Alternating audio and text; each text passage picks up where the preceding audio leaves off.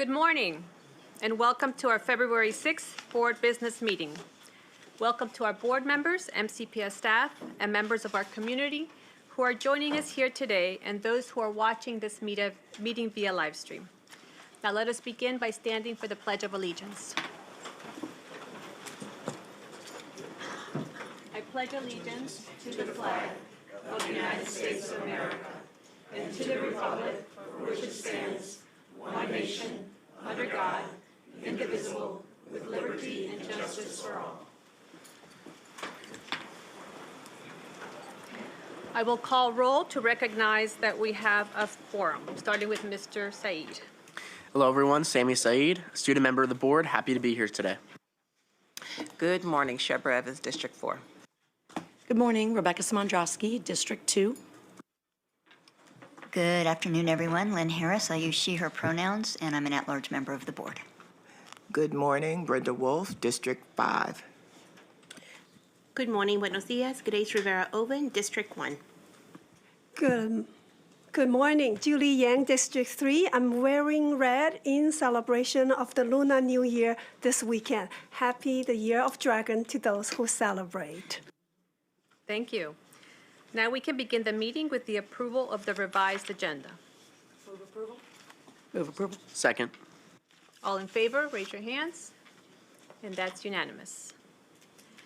All right, moving on to our agenda item number 3, Human Resources and Development. Can I get a motion to move the monthly report? Move the report. Second. All in favor, raise your hands. And that's unanimous.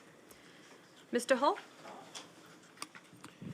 Thank you, President Silvestre. We have one death resolution today that I will read.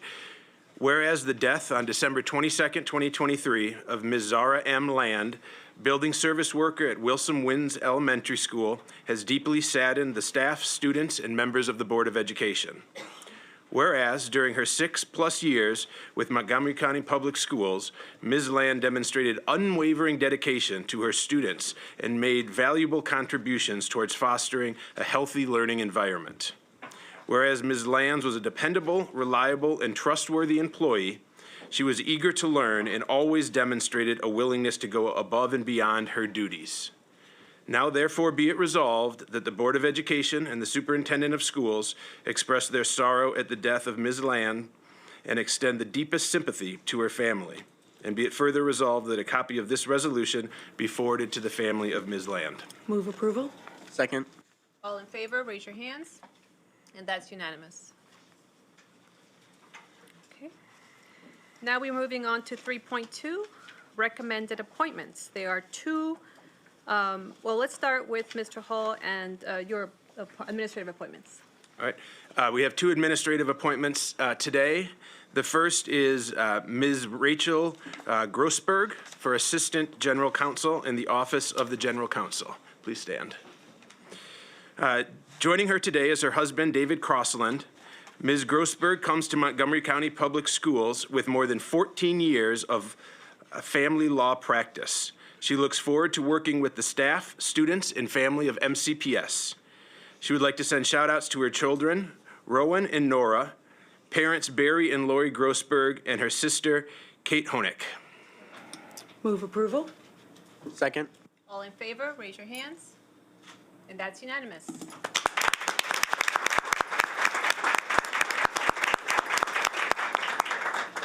All right, the second appointment for today is Mrs. Claudia Holton, Supervisor, Business Program Management and Support in the Department of Business Information Services in the Office of Strategic Initiatives in the Office of the Deputy Superintendent. Joining her today is her husband, Gregory Evans II. Ms. Holton brings more than 10 years of experience in information technology. She looks forward to joining the Department of Business Information Services to support information technology systems vital to MCPS's staff, students, and stakeholders. She'd like to send shout-outs to her sister, Eva Stevens, and sisters, Eva Stevens and Crystal Wilkes, who are watching online today. Move approval. Second. All in favor, raise your hands. And that's unanimous.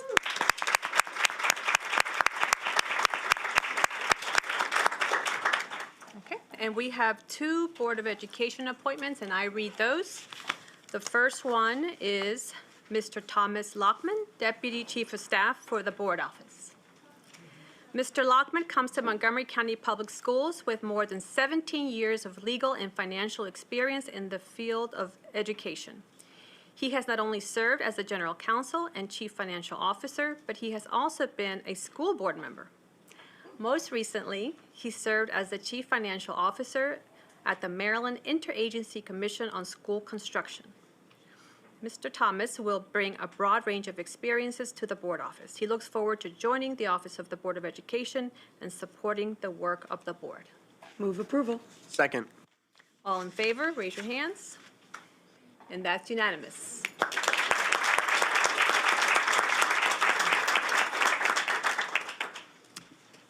Our next appointment is for Dr. Monique T. Felder, Interim Superintendent.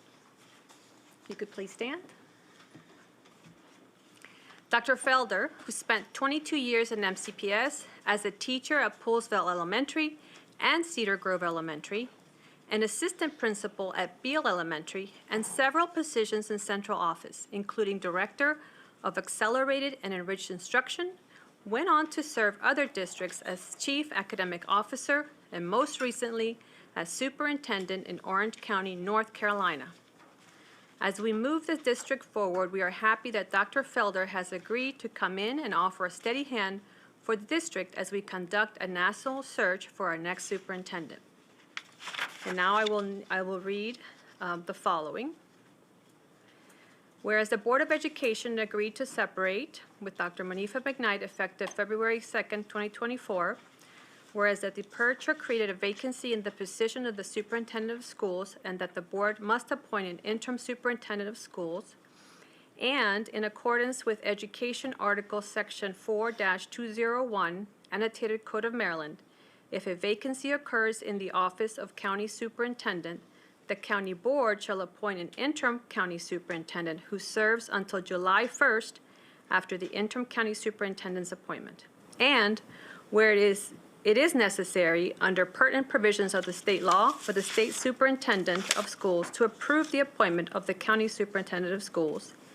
And whereas Dr. Monique Felder served 22 years in Montgomery County Public Schools and has deep knowledge of the system, and that would serve to support the district during this period of transition as the board conducts a national search to identify a permanent superintendent.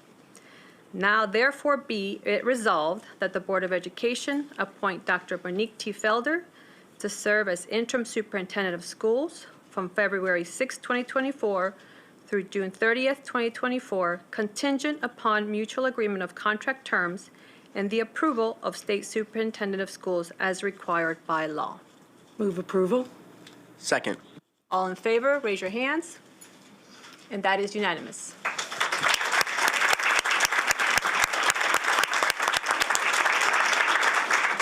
We will now ask Dr. Felder to join us at the board table.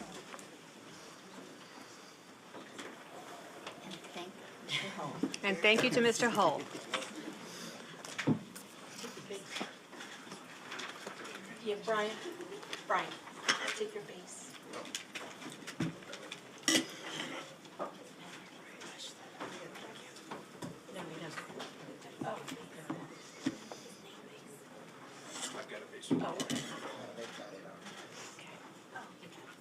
Okay. Welcome, Dr. Felder. Well, thank you very much. We will now move on to our next agenda item, which is public comments. Public comments is one of our opportunities to hear the views and receive the advice of community members. Board members will take your comments into consideration, but it's not our practice to take action at this time on issues that are raised. We encourage public input on policy, program, and practices. This is not the proper avenue to address specific student or employee matters, so we encourage everyone to utilize existing avenues of redress for complaints. This is a public meeting, and we expect the conduct of all speakers and members of the audience to be within the bounds of proper etiquette. Inappropriate personal remarks, Rude retorts and other such behavior is out of order and will not be tolerated. Those who demonstrate disruptive or disrespectful behavior during public comments may be asked to leave the room. Please check our website for information about upcoming board meetings, hearings, and work sessions, including any changes to our meeting start times. We have 11 people signed up to provide in-person testimony. Each speaker will receive 2 minutes for comments. When your name is called, please approach the table, speak clearly and directly into the microphone. 30 seconds prior to the expiration of a speaker's time, a yellow light will go on, accompanied by a beep. A red light and a buzzer signals that your time has expired. Please push the flat button below the microphone to turn it on and begin speaking. Push the same button once more at the sound of the buzzer to turn it off. In addition to our in-person speakers today, we have 5 people signed up to provide video testimony. We will play these submissions once the in-person testimonies have concluded. Copies of testimonies can be found on board docs where they are posted with the other materials for this meeting. If we could get our first 3 speakers to please come forward. Susie Gijoli, Lily Blackman, and Gila Franklin Siegel.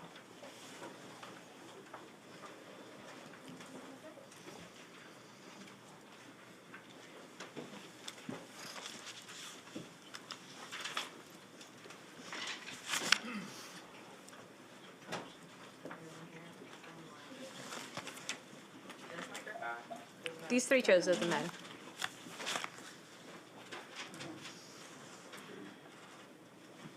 And just push the button and begin speaking. Yeah. Hi, everyone. I'm Susie Gijoli. I'm on the MCEA Board of Directors. Good morning. Thank you for having me here, board members and acting superintendent.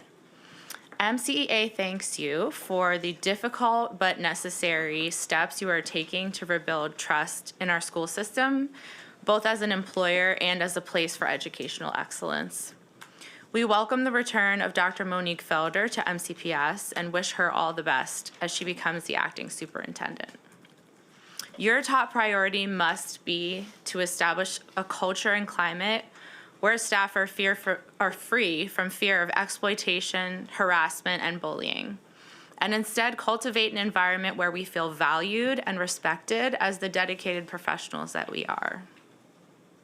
As the turmoil in leadership comes to an end, everyone's sole focus must return to meeting the needs of our students.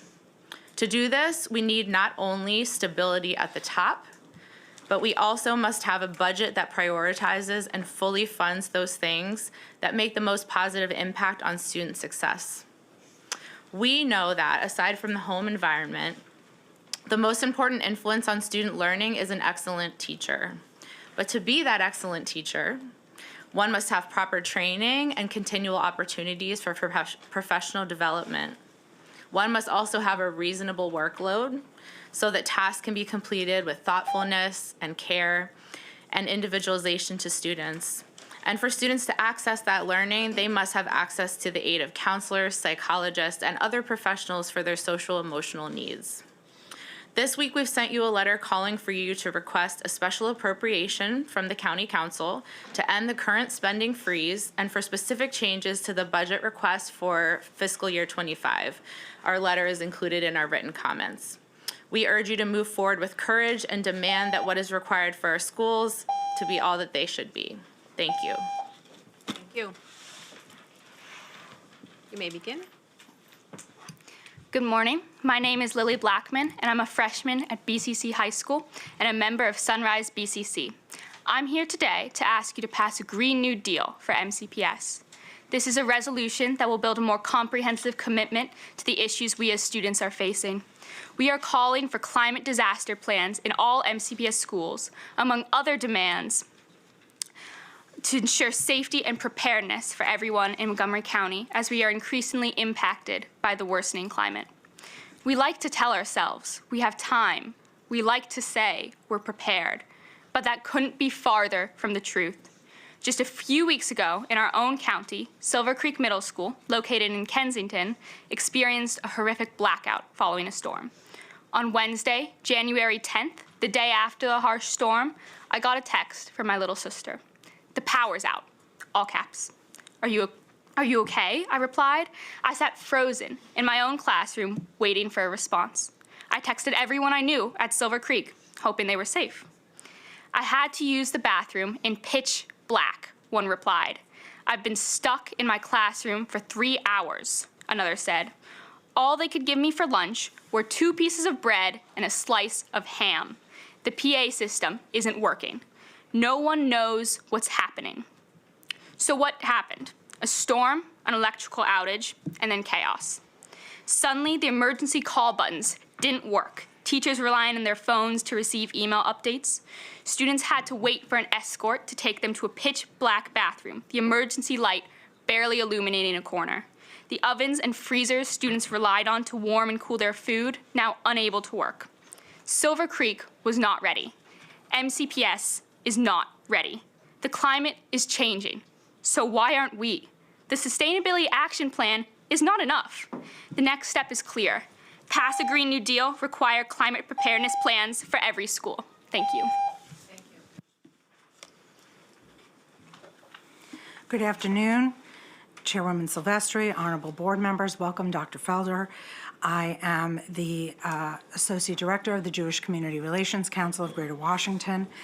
I am here on behalf of a local Jewish community that is traumatized from the worst massacre of our people since the Holocaust, anxious about our remaining hostages, heartsick about a war that is causing horrific suffering to both Israelis and Palestinians, and angry and afraid about an unprecedented spike in anti-Semitic incidents in our schools.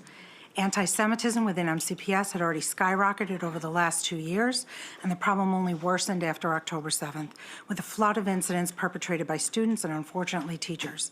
As we said in our petition, with over 3,500 signatures, we thank MCPS for investigating employees engaged in this unacceptable behavior, which left Jewish parents, students, and employees feeling unsafe and betrayed. The current leadership transition must not impede efforts to address this crisis. School-based anti-Semitism and other hatred did not begin or end with Dr. McKnight's tenure. The challenges are pervasive and can only be addressed through system-wide structural and cultural change. Too few educators have a nuanced understanding of anti-Semitism and of Jewish identity, which includes a deep connection to Israel. Jewish history and Holocaust curricula are inconsistent, and all too often we encounter a culture of hesitancy and even outright fear among some staff, a fear that forthrightly calling out anti-Semitism, especially when it involves Israel, will result in accusations of favoritism. But combating hatred is not a zero-sum game. We strongly support all efforts to combat inequity, from the anti-racist audit to Islamophobia to anti-immigrant hatred to ensuring the safety and dignity of LGBTQ students. Since October 7th, Jewish parents have kept their kids home on the day of student walkouts. Israeli parents are afraid to speak to reporters because they're afraid of retaliation, and Jewish teens have sought out JCRC support in record numbers. We strongly encourage the school board to be more visible and more proactive in addressing anti-Semitism. We need your leadership. Thank you. Thank you for the testimony. If we could get our next 3 speakers to please come forward. Barry Moultrie, P.S. Cielso, and Don Ayana-Kohan.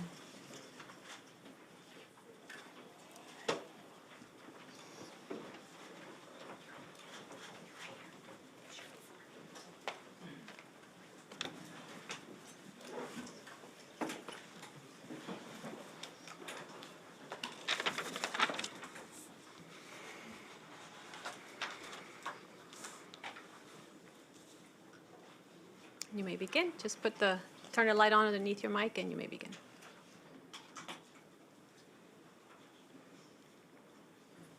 Yep, that one right there.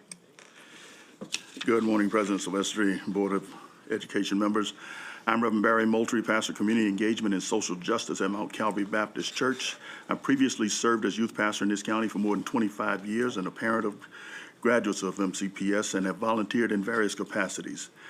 I have been and continue to be an avid supporter of MCPS.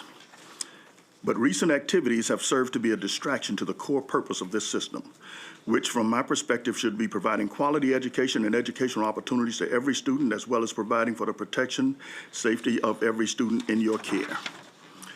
For this system to regain its prior status and stature as an educational giant in this country, we need all of you to do your jobs with transparency, integrity, and honesty.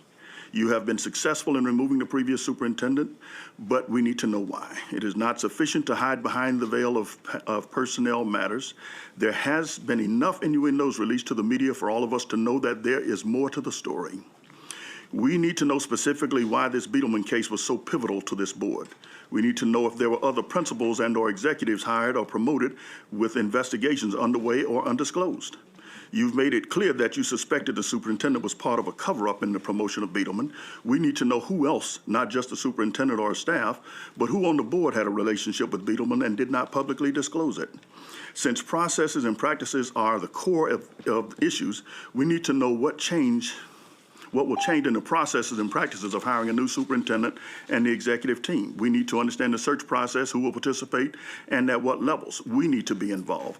We need to know what measures will be used to measure the success of the new superintendent. There are unique issues in every community and in every culture. We need all of them to be addressed with an equity lens, not just the loudest voice. We all know that there's been a breach of trust with the Black community that has not been of our making.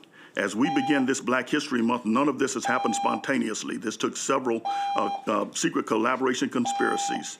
This was an attack on our children. How will you work to earn our trust before the next election and subsequent elections? We will not forget this. I, for one, will be vigilant to ensure that none of us forget this moment in history. Our next speaker is Pia Scielso. Please put on your mic. Good morning, board members. My name is Pia Scielso. I'm a high school senior in Bethesda, Maryland. I'm also pleased to hold the title of Miss Montgomery County's teen under the Miss America organization. Thank you for this opportunity to share my ideas. In a world where 1 in 5 people are neurodivergent, it is crucial that we raise awareness about neurodiversity and create more inclusive school environments.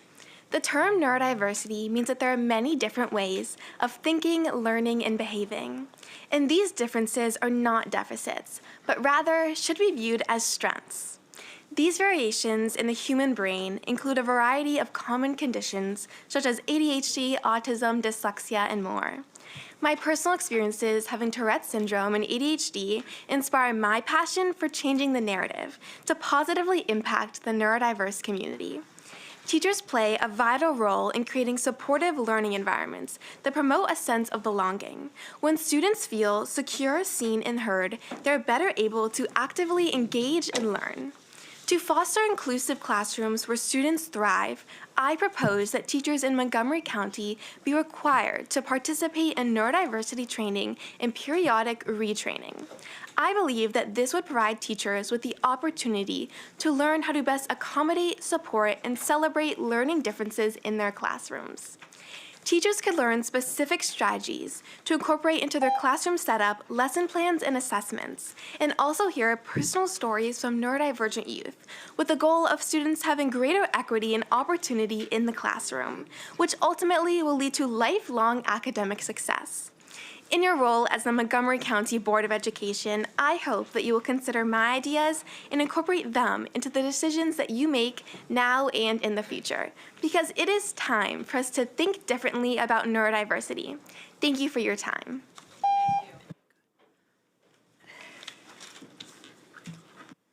I'm John Hannico. It was on. It was on. Just you know how to do that. There you go. I'm Dawn Ayana Kohan. My testimony today is the words of 2 of Joel Beitelman's victims who are justifiably afraid to speak publicly for fear of retribution from the system they should be able to trust. People keep asking me if I'm happy about Dr. McKnight stepping down, and to be honest, there is no joy here. There's trauma, sorrow, and anger, but no joy. I'm finding my trauma runs deep. I was listening to a song with my kid the other day, and out of nowhere, I was hit with a wave of sadness and started to tear up because it brought up just how hard it was to work for Beitelman. The fear, bullying, retaliation. Moments like these have become common in my daily life. I feel sorrow every day when I walk into my building. Farquhar was a special place with special people. The relationships were real and strong, but now I can't even walk into the front office. I get glares from office staff, both admin and secretarial. They refuse to speak to me. They will literally stop talking. I've done nothing wrong. I was the victim, and now I continue to be a victim and not get a chance to heal. And then there's anger. I'm a teacher, not a whistleblower, not a rebel. I just want to do what's right. I'm trying to do what's right. I was ignored by this board. You got my emails and ignored them. You knew what was going on and you stayed silent. And then to fire Beidelman and McKnight and give them settlements while the only compensation I can get is if I sue is absurd. How do the bad guys win here? And I'm left picking up the pieces of my life. No, there is no happiness, just pain. MCPS and the board have proven they don't care about the well-being of staff. The Beidelman investigation revealed a huge web of deceit through all levels of MCPS who did their best to hide things and protect themselves. You know who couldn't protect themselves? The staff who had to deal with them for years with no union support or support from any part of MCPS. We filed all the necessary reports and were left completely on our own. The only reason this scandal became public was due to the bravery of those who went to the press. Those of you on this board who protected him and then proudly promoted him and who are friends with him should be ashamed of yourselves. MCPS needs to be completely restructured with new leadership at all levels. Stop covering for each other and hiding from the truth. We deserve answers and respect, so do the right thing. Thank you. Thank you for your testimony. Thank you. Could we get our next three speakers to please come forward? Sarah Kessler, Laura Williams, and Rosalind Hanson.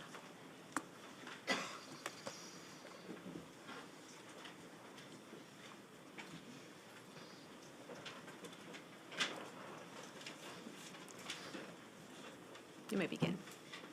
Good morning. I'm Sarah Kessler, the College and Career Information Coordinator at Watkins Mill High School, speaking on behalf of the 26 MCPS CCICs.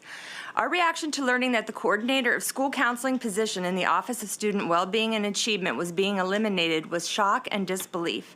The coordinator provides invaluable oversight and guidance to the resource counselors and CCICs at all high schools and is crucial to our success.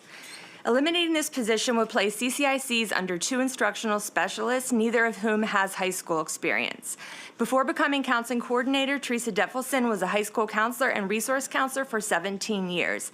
She has firsthand knowledge of our role and is an extremely effective supervisor. RCs and CCICs communicate daily with her for support and guidance. Eliminating this position would be devastating. Teresa chairs our 3 annual college fairs, the Hispanic College Fair, the HBCU Fair, and the NACAC Fair, attended by 6,000 juniors during the day and hundreds of families at evening CCIC presentations. She spearheaded FAFSA workshops and leads efforts to increase the percentage of Black and Hispanic students applying to college. She handled logistics and provided oversight at our on-the-spot admission events held throughout the county. 600 interviews resulted in over $7.2 million in scholarships offered on-site. There's been huge CCIC turnover with 11 new this year. Teresa organizes essential professional development and trainings and created an MCPS counseling website packed with resources. She facilitates wide-scale collaboration at a level not seen before, making our jobs more productive. With the Naviance contract up for renewal on July 1st, now is not the time to eliminate the position instrumental to its implementation and ongoing training needs. Teresa is motivating, responsive, and efficient, all essential when managing varying positions across 26 schools. Each week we hear about additions to MCPS executive staff. At a time of unprecedented upheaval, it's incomprehensible that a position so essential to our school counselors and college and career services be cut. We implore you to reconsider this decision and reinstate the coordinator of school counseling for fiscal year 25. My name is Laura Williams, and I am currently in my 8th year as a school counselor in MCPS. I wish to express immense concern about the removal of the counseling coordinator position and the 2 Section 504 instructional specialist positions. Removing these positions from central office is short-sighted and eliminates critical support for school counselors at a time when we most need steady, experienced leadership. First, I wish to discuss the school counseling coordinator position held most capably by Teresa Detfelson.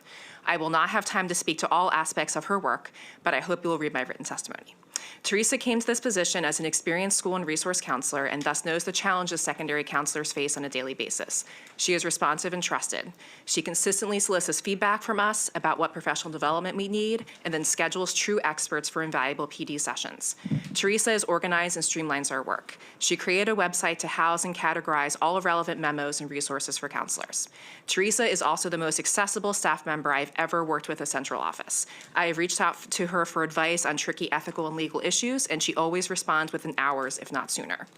Second, I wish to discuss the two Section 504 instructional specialist positions. I'd like to first remind the BOE that MCPS continues to be out of step with other districts who dedicate entire non-counselor positions to fulfill this role, a role which the American School Counseling Association deems inappropriate for school counselors. This is the first year MCPS has had a 4-member team dedicated to 9,000 MCPS students who are 504 eligible. These two additional positions have provided much more comprehensive support to school counselors. They have also enabled several schools to pilot an alternative approach to 504 case management in which other school staff members have been trained to fulfill the role. Without the support of these two specialists, the pilot program will end. While MCPS's press releases often describe the importance of supporting student mental health, its actions often undermine the very staff who are specifically trained to provide this support to students, school counselors. This National School Counseling Week, please show MCPS school counselors that you value us by reinstating these 3 critical positions. Thank you.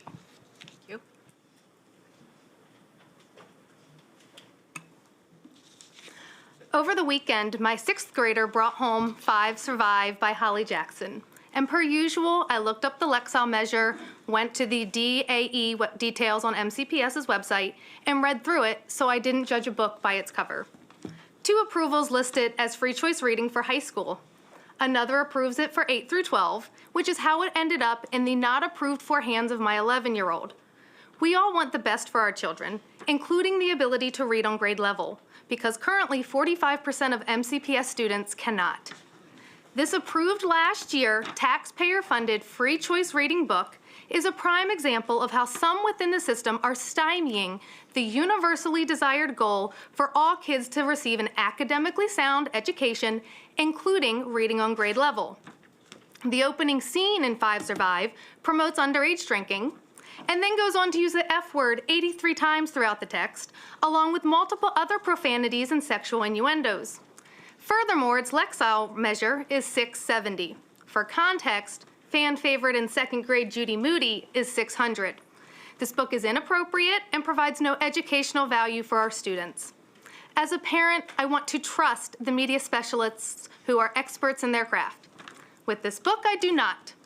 They're supposed to be trained in carefully curating content to fill the lives of our limited real estate libraries with books that will help our children learn. Instead of purchasing text with Lexile measures that support our literacy goals for our students, this is trash that is littered with profanity. But there are easy solutions. Require acknowledgement of having read the book as part of the DAE process. Require Lexile measurements for a factor for consideration when purchasing books. For context in high school, that range would be 1,000 to 1,600, not 670. And put protocols in place so that books that are not approved for all grades don't make it into the hands of the youngest. Thank you. Thank you. We could get our next 2 speakers to come forward, Jessica Conter and Lily Martell.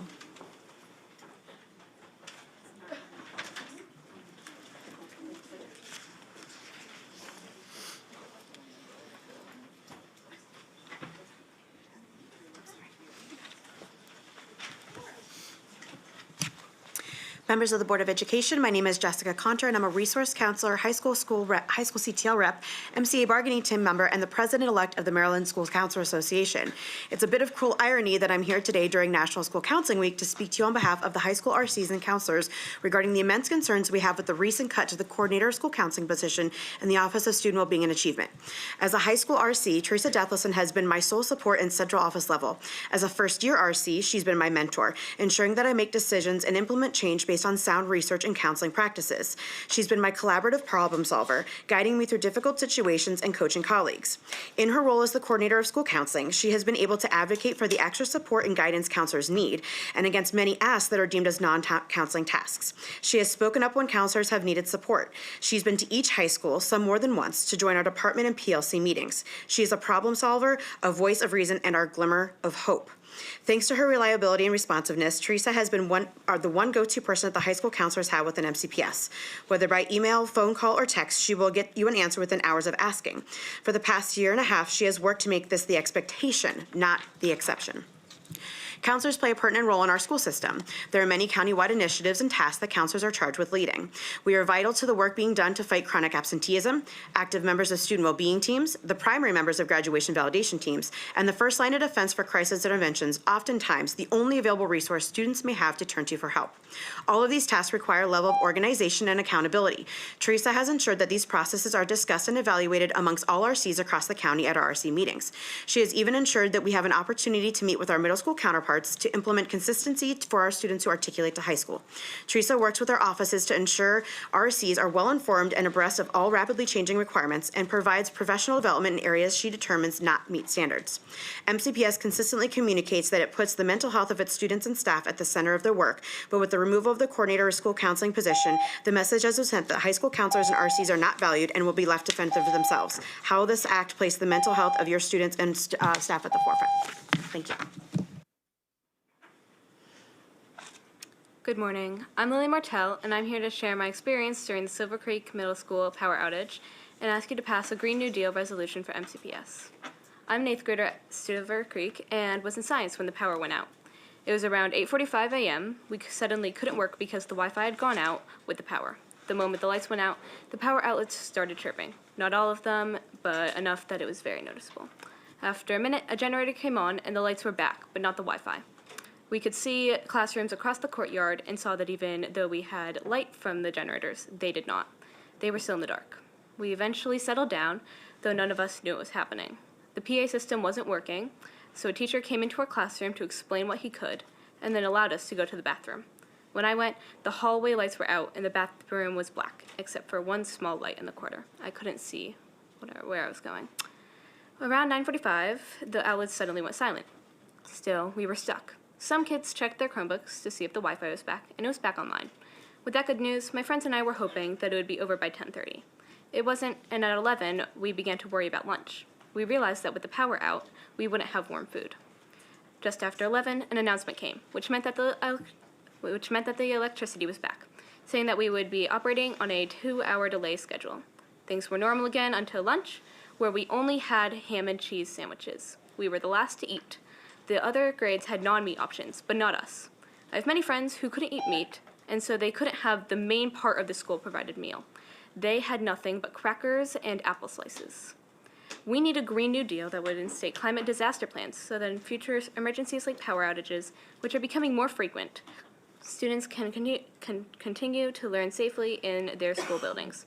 During the outage, Silver Creek didn't have any idea of what to do. We need to take climate change seriously and prepare for climate disasters. We need a Green New Deal. Thank you for your time. Thank you. Our next testimony is video testimony. We received 5. The first one comes from Arakcha Sena. Please play the video. Good morning, members of the board. My name is Arhat Saxena, and I am a 10th grader at Kennedy High School. And today I wanted to talk about barriers to academic success in MCPS. Every year, the Maryland State Department of Education releases the Maryland Report Card, which analyzes how well students are doing in meeting certain educational standards. The recent report that was released was very alarming for me and many other students, as it showed the wide disparity between students along the lines of race and economic background. For instance, in English, around 80% of white students posted proficiency rates, but for Black and Hispanic students, only 50 to 60% of students posted proficiency rates, with even lower numbers for economically disadvantaged students. With math, the gap becomes even wider.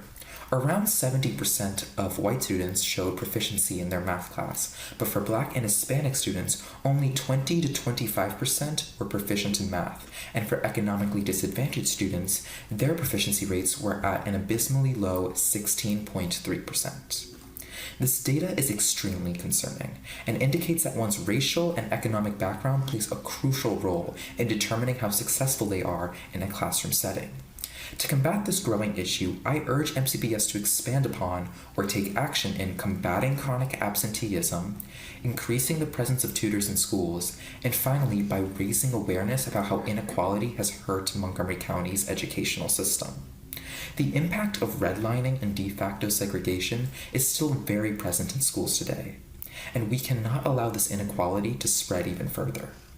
After all, one zip code should not determine the quality of education that they receive, and we must prioritize efforts to make educational equitable once and for all. Thank you. Thank you. Our next video testimony is from Natasha Berman. Please play the video. Hello, board members. My name is Natasha Berman, and I have 3 children in MCPS. This is my first time testifying, though you all have likely seen my name in your inboxes. Regrettably, though, my inbox lacks any responses from you. I'm here today because I am deeply concerned about the rise of anti-Semitism in our schools. This is a personal issue for me as my family has experienced anti-Semitic hate speech firsthand from a staff member at my child's school.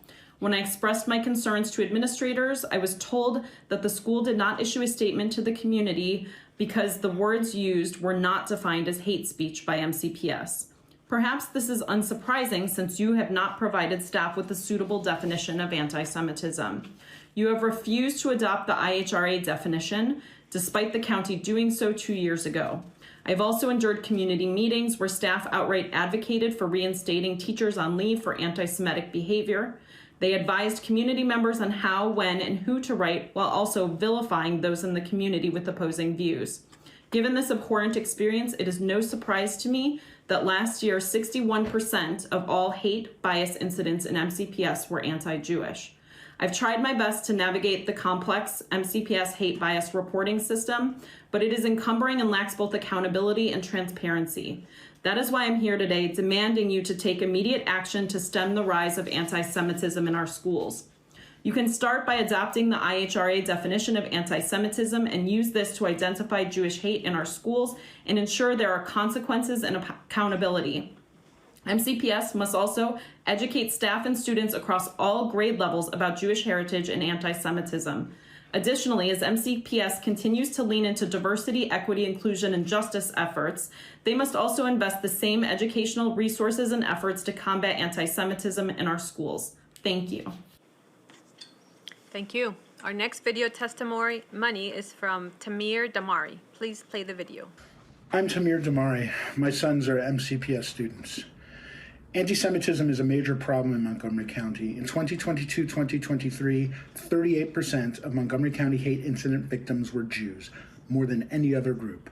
At MCPS specifically, 61% of hate victims were Jews, far more than any other group. Anti-Semitism isn't just about Nazis. My grandmother survived pogroms in Poland by the Cossacks. Thousands of miles away from there, my other Tunisian grandmother was kicked in the stomach while pregnant with my father just for being a Jew in an Arab country. My mother would recall being called Christ killer by her Catholic peers in New York. And a week ago, my 8-year-old son told me that following the Israeli incursion into Gaza, a classmate of his addressed her classmates and demanded to know who here is Jewish. More must be done. The first step is understanding the problem, which stretches back 2,000 years and across multiple continents. Long before Charlottesville and tiki torches, Jews were persecuted in England, Spain, France, Germany, Egypt, Syria, Iraq, Yemen, Ethiopia, and others. Their histories should be acknowledged, if not taught. Now in the U.S., we see anti-Jewish hatred expressed by academic students and by people whom we thought were our allies. The dog whistles are in different keys, but Jews still recognize them as such. I don't have the answers, but drastic action is needed. It's unacceptable that 61% of hate incidents are directed against a group that comprises only 10% of the Montgomery County population and who, more importantly, have contributed so much to MCPS as students, teachers, administrators, and mentors. MCS prides itself on metrics. This is one metric that needs to improve. Thank you. Thank you. Our next video testimony comes from Molly Kaysen. Please play the video. Good morning. My name is Molly Kaysen. I'm a teacher at Roscoe Nix Elementary School, which is a preschool through second grade school following the Innovative School Calendar. I'm here to share my concerns about the negative impact of our calendar on students, families, and staff. I would like to share some data points from the ISC outcome report. In terms of math performance, page 4 states a difference estimate was not statistically significant in grade 3, but was significant in grade 2 in favor of the comparison or traditional school year group. When it comes to the reading data, the report revealed there is no significant difference between groups, as stated on page 6. If the program was successful, plans to expand the program would not have been halted last year. ISC students followed the general trajectory of their traditional school counterparts during and post-pandemic, regardless of the additional days. Although lower numbers are understandable in pandemic years, it's important to note that ISC students are still following the same pattern and relative scores as traditional calendars, regardless of extra days. For our youngest students, this data does not back up the idea that longer exposure to school will greatly affect their academic success in the long run. In terms of staff impact, the 3 years before the introduction of the ISC, only 17 full-time professional staff members left our school. Since its implementation, 62 professional staff members have left our school. These numbers are undeniably connected to teacher burnout due to the ISC program. The high turnover rate is not only detrimental to the stability of our school, but also affects the quality of education our students will receive. It's time to reevaluate the cost of a program that data shows is not working. Return to the traditional calendar that the rest of the county follows to prioritize the mental well-being of our students, families, and staff. Thank you. Thank you. Our final testimony, video testimony, comes from Kelly Fuentes. Please play the video.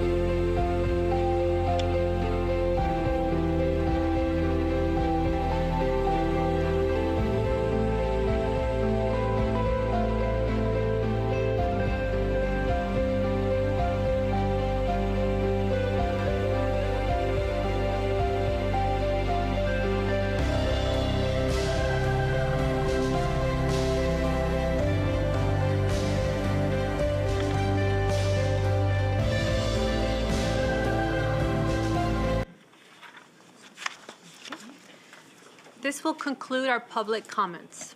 The next business meeting of the Board of Education for public comment is Thursday, February 22nd, 2024.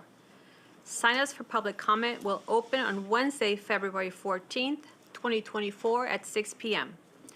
In addition to the online signups for public comment, we allow for in-person same-day signups when space allows. Unallocated slots may be filled on a first-come, first-served basis on the day of the meeting. In order to sign up in person, please arrive at least 15 to 20 minutes before the start of the open session and sign the form. In-person signups will close 15 minutes before public comment begins or when all slots are filled. I will now turn to my colleagues to see if there are any comments or questions. Ms. Yang. Yes, we heard from counseling staff about the coordinator position.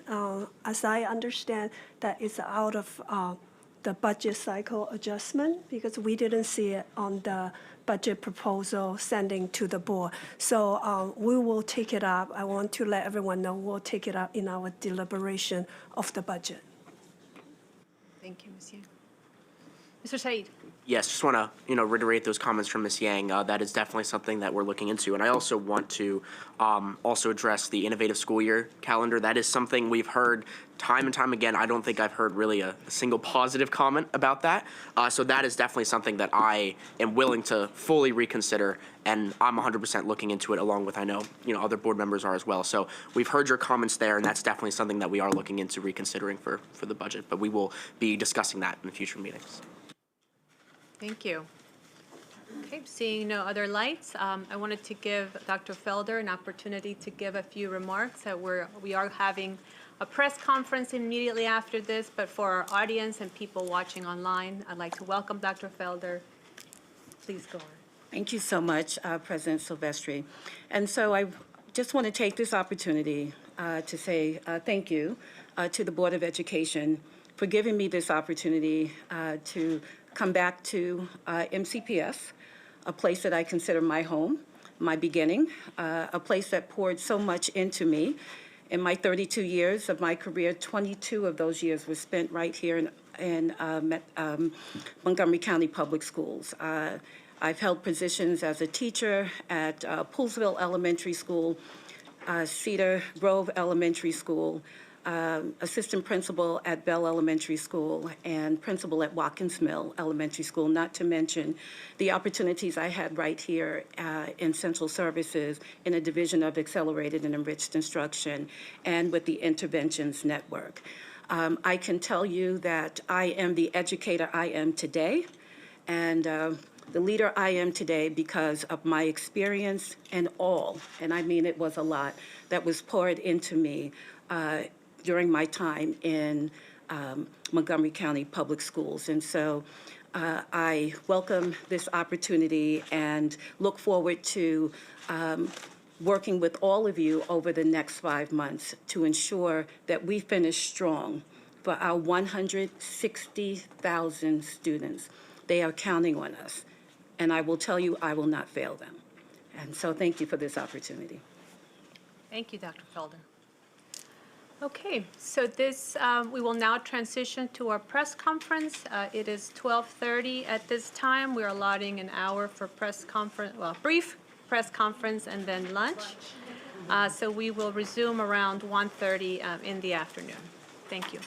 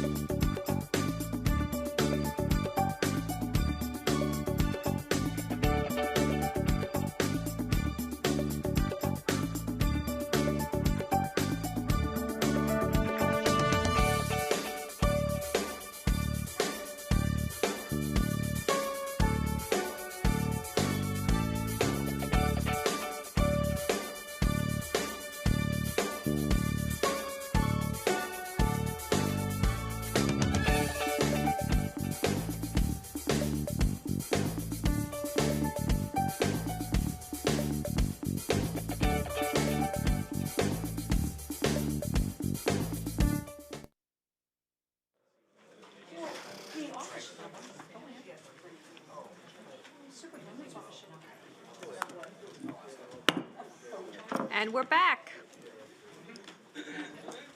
Thank you for your patience, everyone. We are now in agenda item number 6, Complaints and Investigations, Office of Inspector General Report. So we wanted to have this discussion. As you all know, we received the report from the County Inspector General about the findings of their second investigation. And we wanted to have a board discussion about it so that we can better understand her recommendations as well as our action plan, have the opportunity to ask questions about the action plan and chart the way forward. Before we do that, however, I would like to take a minute to speak about everything that has happened, where we have been, what has been done, and where, and then the presentation will be about where we're going in the future. So before we begin, before I address the January 23rd, 2024 Inspector General Report regarding the MCPS complaint process, I'd like to take a few minutes to review the events that led to the IG undertaking this review, what we have learned throughout this process, and how we have held the system accountable as a result. On June 27th, 2023, the appointment of Dr. Joel Beidelman to serve as the next principal of Paint Brand High School was approved by the board. Dr. Beidelman's nomination was brought to the board in the normal course of business, as are all nominations.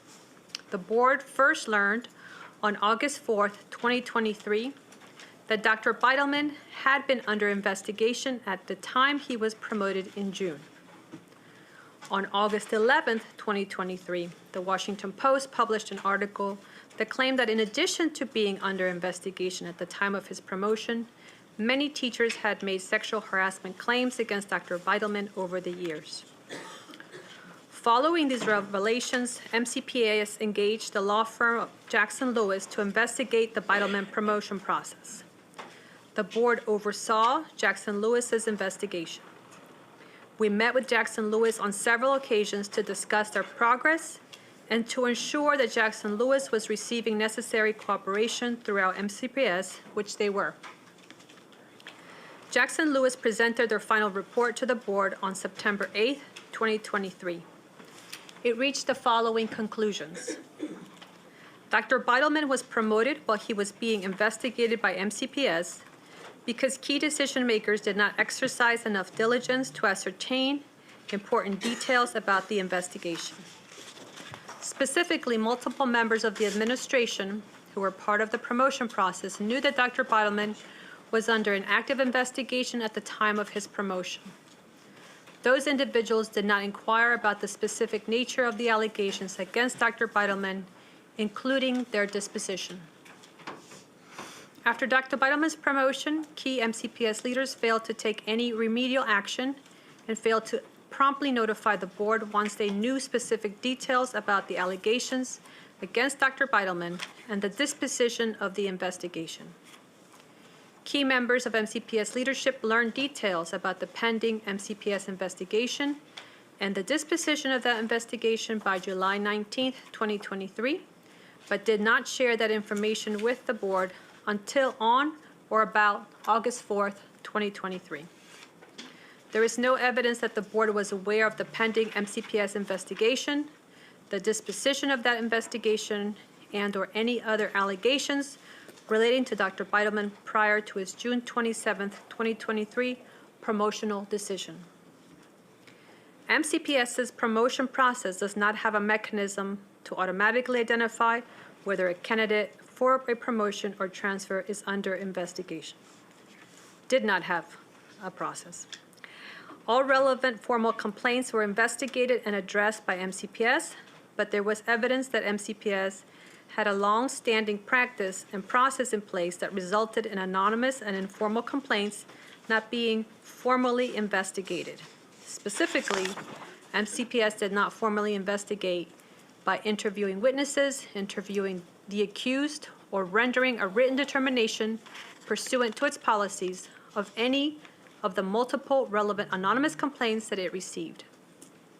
Many of those anonymous complaints contain sufficient details to enable MCPS to initiate a formal investigation pursuant to its policies and procedures for investigating complaints against staff.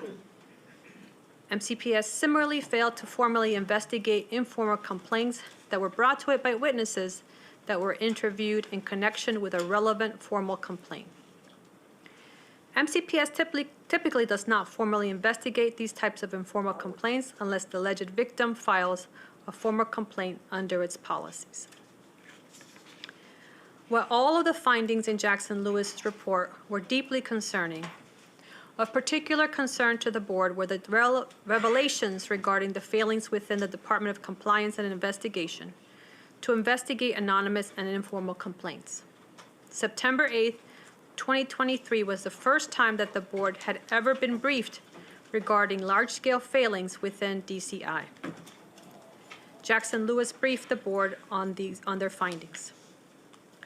While Jackson Lewis's investigation was ongoing, board leadership met with both the County Inspector General and the State Inspector General to keep them appraised of the timeline of Jackson Lewis's work and to discuss requests from the public for an Inspector General to investigate additional matters.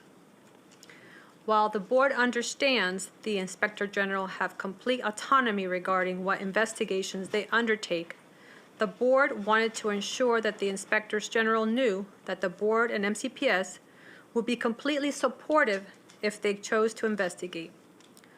Following the release of the Jackson Lewis report, MCPS, directed by the board, shared documentation and information with the Montgomery County Inspector General to review as she analyzed what, if any, investigations she would undertake.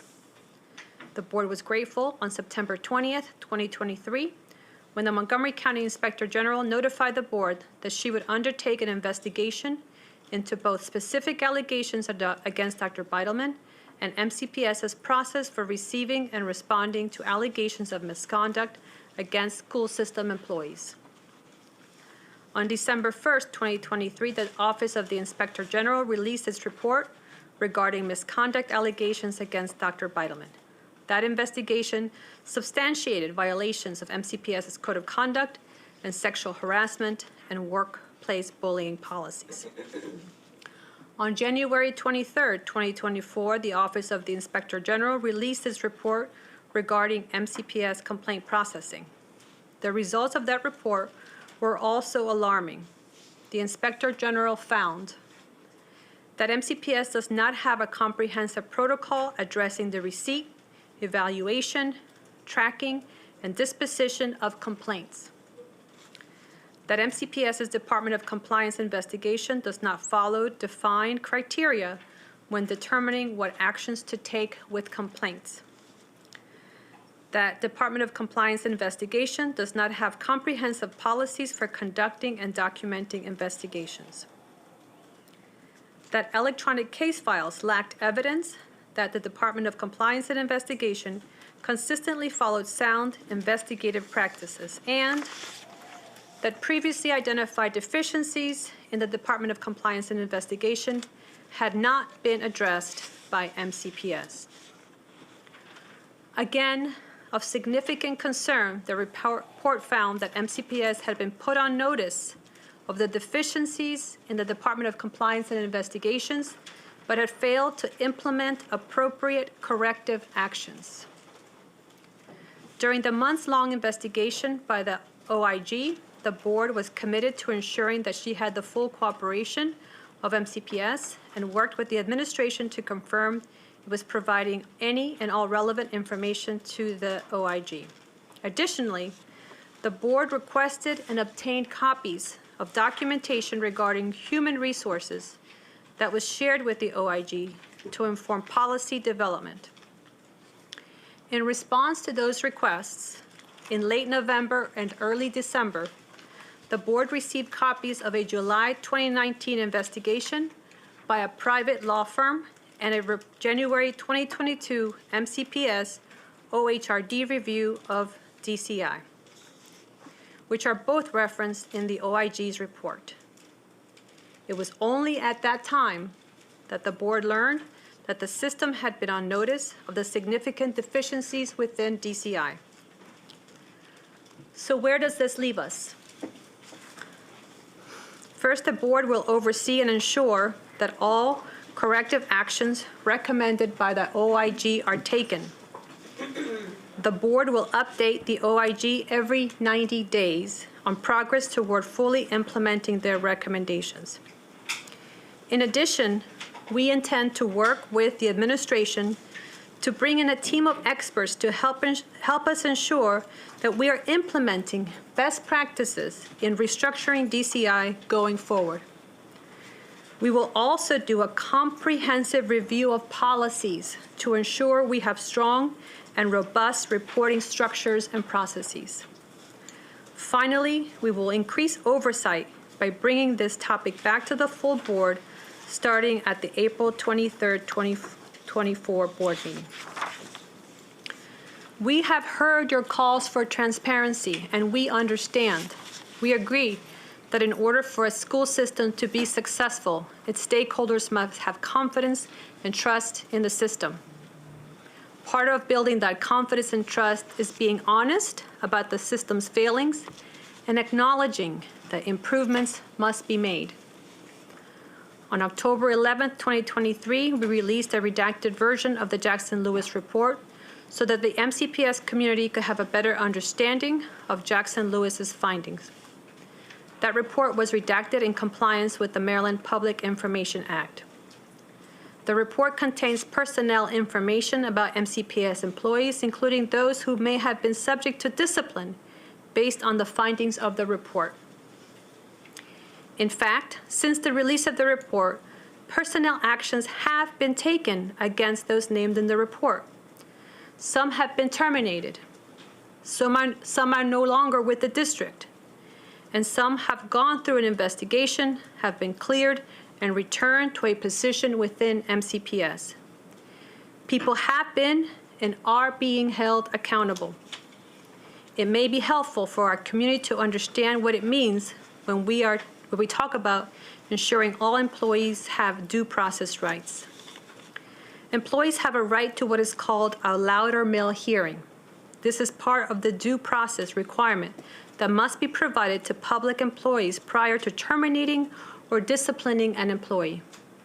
The purpose of a Loudermill hearing is to give the employee an opportunity to present their side of the story before the employer decides on discipline action. There are process steps that are involved and timelines that are required. All this takes time, but is intended to allow the employee the opportunity to present their story. We know the time the process takes can be frustrating. We have also heard your requests for a better understanding of the Jackson-Lewis findings, and we're taking another look at the report to see if there are any areas in which we could redact less. These are systemic failures. Moreover, the board, which is meant to act as the public's voice in the school system and exists to provide oversight to the school system, was not informed in a timely manner and therefore could not provide that much-needed oversight. But that does not let this board off the hook. We intend to do better.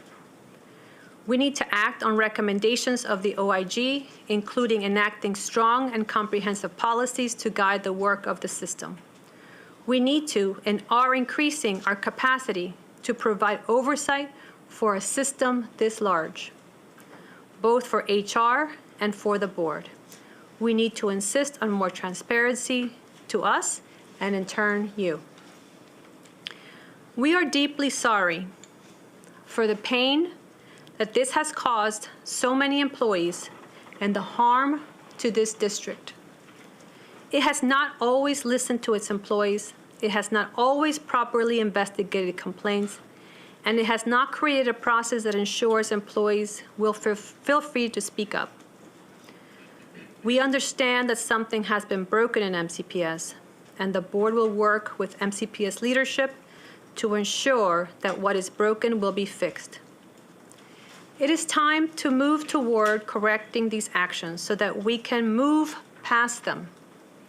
It is time for the school system to heal and to return to its focus to delivering quality education to all its students. Thank you so much for listening, and wanted to frame our discussion. That's what's happened. That's where we've been. These are the intent and thoughts of the board. And now we want to move on to our presentation. You heard what the the county IG has said are her recommendations for us within MCPS. Now we're going to transition to our action plan. What will we be doing in the coming months to implement that plan, to work with the county IG to see that it's implemented to the full extent. And so with that, I pass it on to you, Dr. Felder. All right. So thank you, President Silvestri, for providing such a thorough review of this disturbing matter. And so at this time, I'm going to pass things over to Mr. Brian Hull, our Chief Operations Officer, as he will provide that action plan and update on that, which is developed in an effort to ensure that something like this never, ever happens again in this district. Mr. Hull. Great. Thank you, Dr. Felder, board members, and thank you, President Silvestri, for the detailed and clear timeline of events that took place. Obviously, this is something that we take very seriously and is very concerning to the board and to the leadership of the school district. I am going to ask Ms. April Key, our Chief Human Resources Officer, to come down, along with Stacy Ormsby, who is the Acting Director of DCI, the Department of Compliance and Investigations. I also want to thank the Inspector General for providing the report that they delivered to the school district on January 23rd of 2024, and the very clear recommendations and findings highlighted within that report.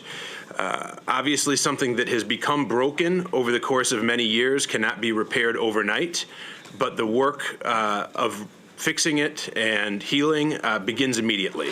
In fact, much of the work began even before we received the Inspector General's report, and that work continues.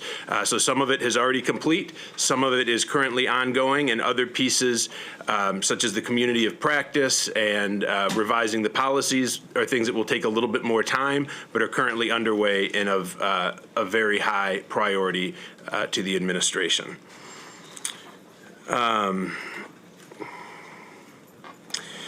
So we're going to go through, we're going to start with the IG's report, and I will highlight the 5 findings that were highlighted in there, along with the 5 recommendations. Then I will turn it over to Ms. Key and Ms. Ormsby to talk through each one of those in more detail, and specifically what has already been done to address the recommendations and findings, and what is ongoing work of the system. We certainly understand and appreciate the board's demand for accountability and swift action, and I think you will find that demonstrated in the action plan that we will discuss today. So as we look at the OIG's report, the first result of the or finding was that MCPS does not have comprehensive protocol addressing the receipt, evaluation, and tracking and disposition of complaints. And the recommendation that aligns with that is to implement comprehensive policies and procedures regarding the receipt and processing of complaints. The second finding is that DCI does not follow defined criteria when determining what actions to take with complaints. And I want to highlight that this investigation was done in the fall, and so these findings are the current state as of this past fall, does not include the improvements that have been put in place already. So the second recommendation, to formalize procedures and criteria for assessing complaints and making disposition decisions. The third finding was DCI does not have comprehensive policies for conducting and documenting investigations. And the recommendation that aligns with that is implement comprehensive policies and procedures that address conducting and documenting DCI investigations. The fourth finding, electronic case files lacked evidence that DCI consistently followed sound investigative practices. And the recommendation to evaluate DCI's role, assess staffing and training needs, and implement stricter oversight. The third and final finding, Previously identified deficiencies have not been addressed, and this goes to the previous reports that the board president mentioned that had been presented in years past. The recommendation for this finding is to evaluate previous findings and recommendations related to DCI and implement those solutions. So the issues are highlighted here. They do not end here. They, in what we'll talk about, we do have things that have come to us through other concerns that have come to us through other means that we are also addressing. So I will stop there and I will turn it over to Ms. Key. Dr. Felder.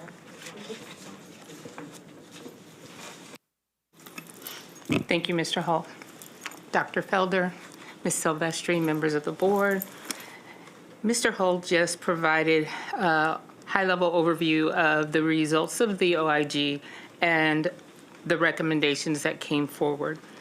Ms. Ormsby and I are going to spend some time giving you more detail around each of those recommendations, what we've done thus far, and the work that we intend to do moving forward. The first one was implement comprehensive policies and procedures regarding the receipt and processing of complaints. Our acting director implemented procedures for receiving and acknowledging receipt of complaints. We've established that when an anonymous complaint comes in, when we don't have witnesses, that we make inquiry. So we began the process of informally trying to determine what needs to be investigated, if an investigation is needed. So real analysis of the complaint and how we can get at it. She's developed a protocol for processing complaints and establishes and maintains timelines for investigation completion. With this recommendation, our next steps are to use recommendations from the community of practice to inform the work of the policy writing group, and to use assessment and improvement recommendations from the human resources firm that we will contract with to provide technical guidance. The community of practice has a number of members from the community who have expertise in this area.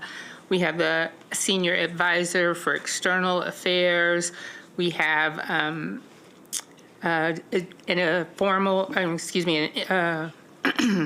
a investigator, assistant chief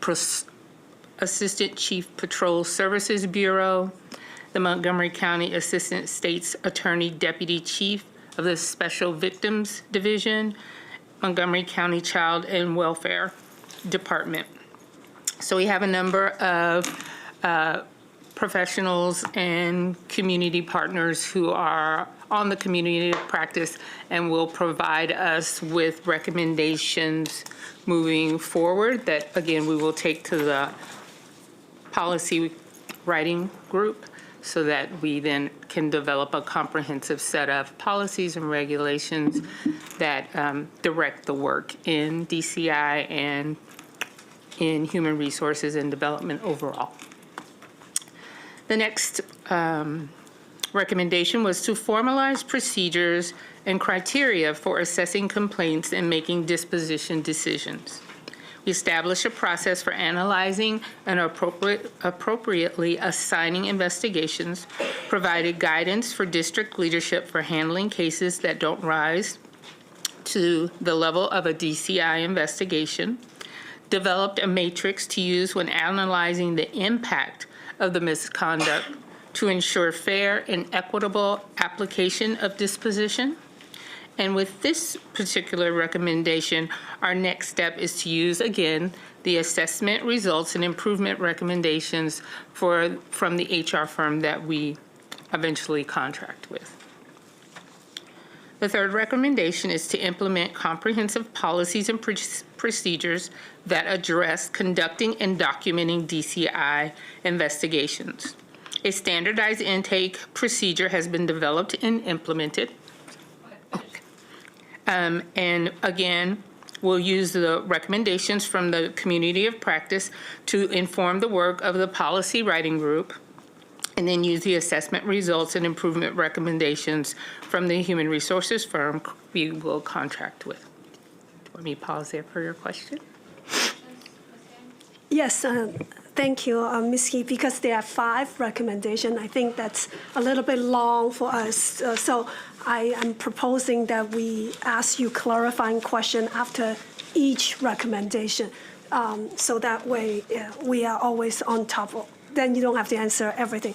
So the first one is, MCPS does not have a comprehensive protocol addressing receive, evaluation, tracking, and deposition of complaints. Okay.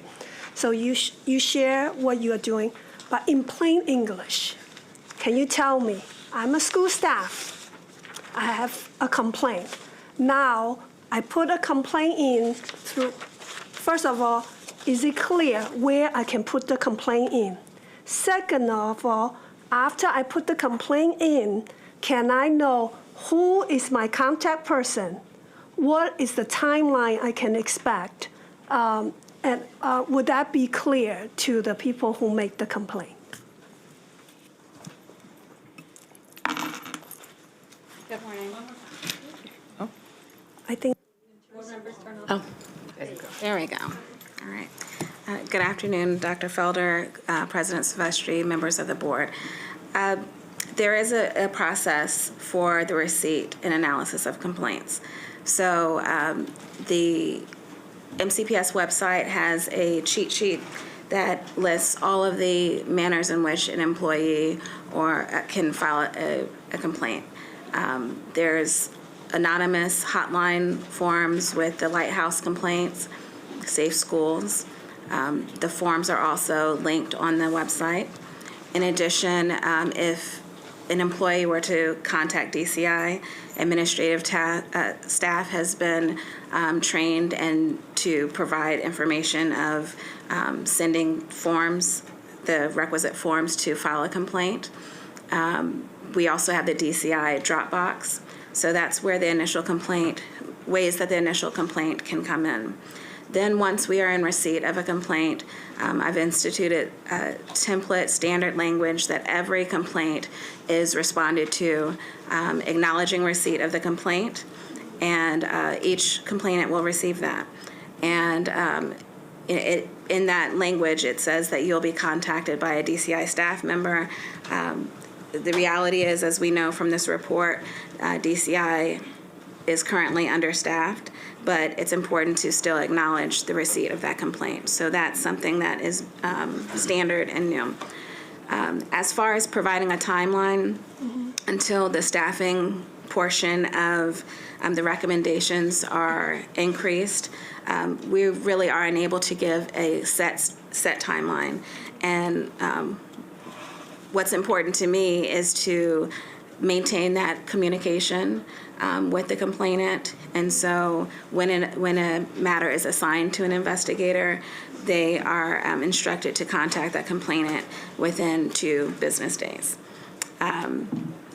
Once we get a little further down with the recommendations, it is my goal to have a set timeline, a gauge, so there's some predictability for the process. Thank you. I think this is important for every staff member to, I think this is the time of a challenge and opportunity for us, right? Standard operation is very important in all our departments, especially in our HR. So I just open I open my computer, I log into the website, I see a big red button say report, fraud, waste, abuse. But so is that what you're referring to? Or where is the form on our website so it's easily accessible for everyone? So that, we have 25,000 staff members in the system. So where do people go? Is that where it is? So I do not have my access to my laptop right now, but on that, there is a worksheet, a complaint worksheet on the website. If you were to type in workplace bullying complaint, in the search bar, the policy will populate. There will be a link to the form, but there is a worksheet that has been placed on the website that has all of these different. I think that is what it is. The red button, it is where it is. Mr. Ho wants to chime in.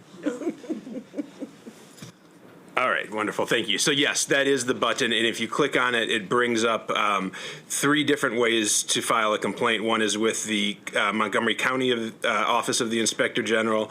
One is through Maryland Safe Schools, and then one is directly to our Department of DCI.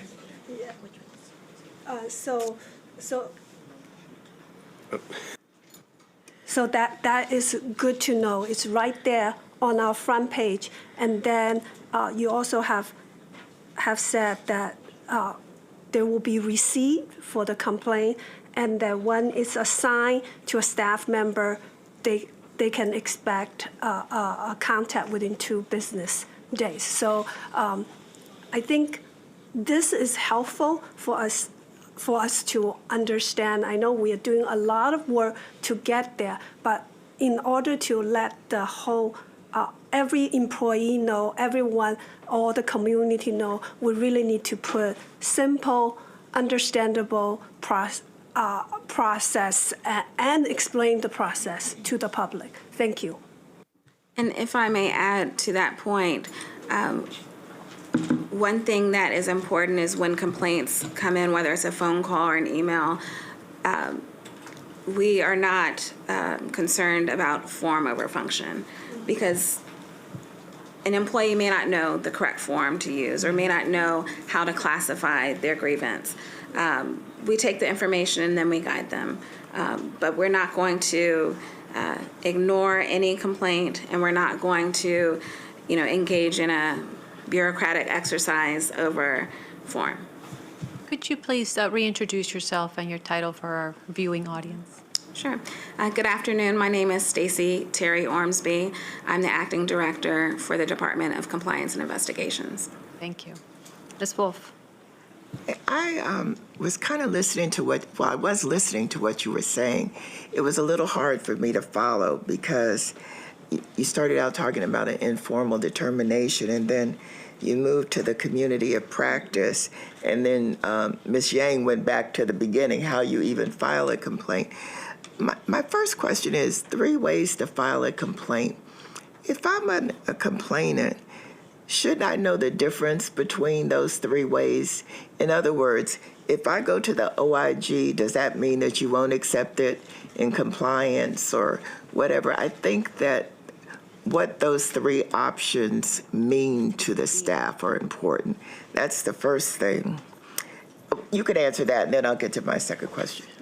So when we receive a complaint that has gone through the OIG, it is forwarded over to our department, and we process it just like we would any other. The same goes for Lighthouse, which is the reporting mechanism that the board has. And in Maryland Safe Schools, it goes through the safety department, and they determine where the issue needs to reside. I think that's important for people to know, because I think if I file with the OIG, I'm thinking I don't want you to investigate, and the OIG is going to investigate. So that somewhere it needs to tell them that this is the process. That's the first thing. Now, when you're talking about informal determination, you said, if I understood you correctly, you established a protocol. Is this a document? You established a document for informal determination? So we didn't establish a document. We just established a process so that in the event we get a anonymous, that we then have to look at the people that could be connected. So if we got an anonymous complaint about a principal, we'd reach out to their supervisor to see if they've heard something, reach out to their immediate staff to try to understand the level of investigation that might be required. I'm going to suggest to you that you need a document.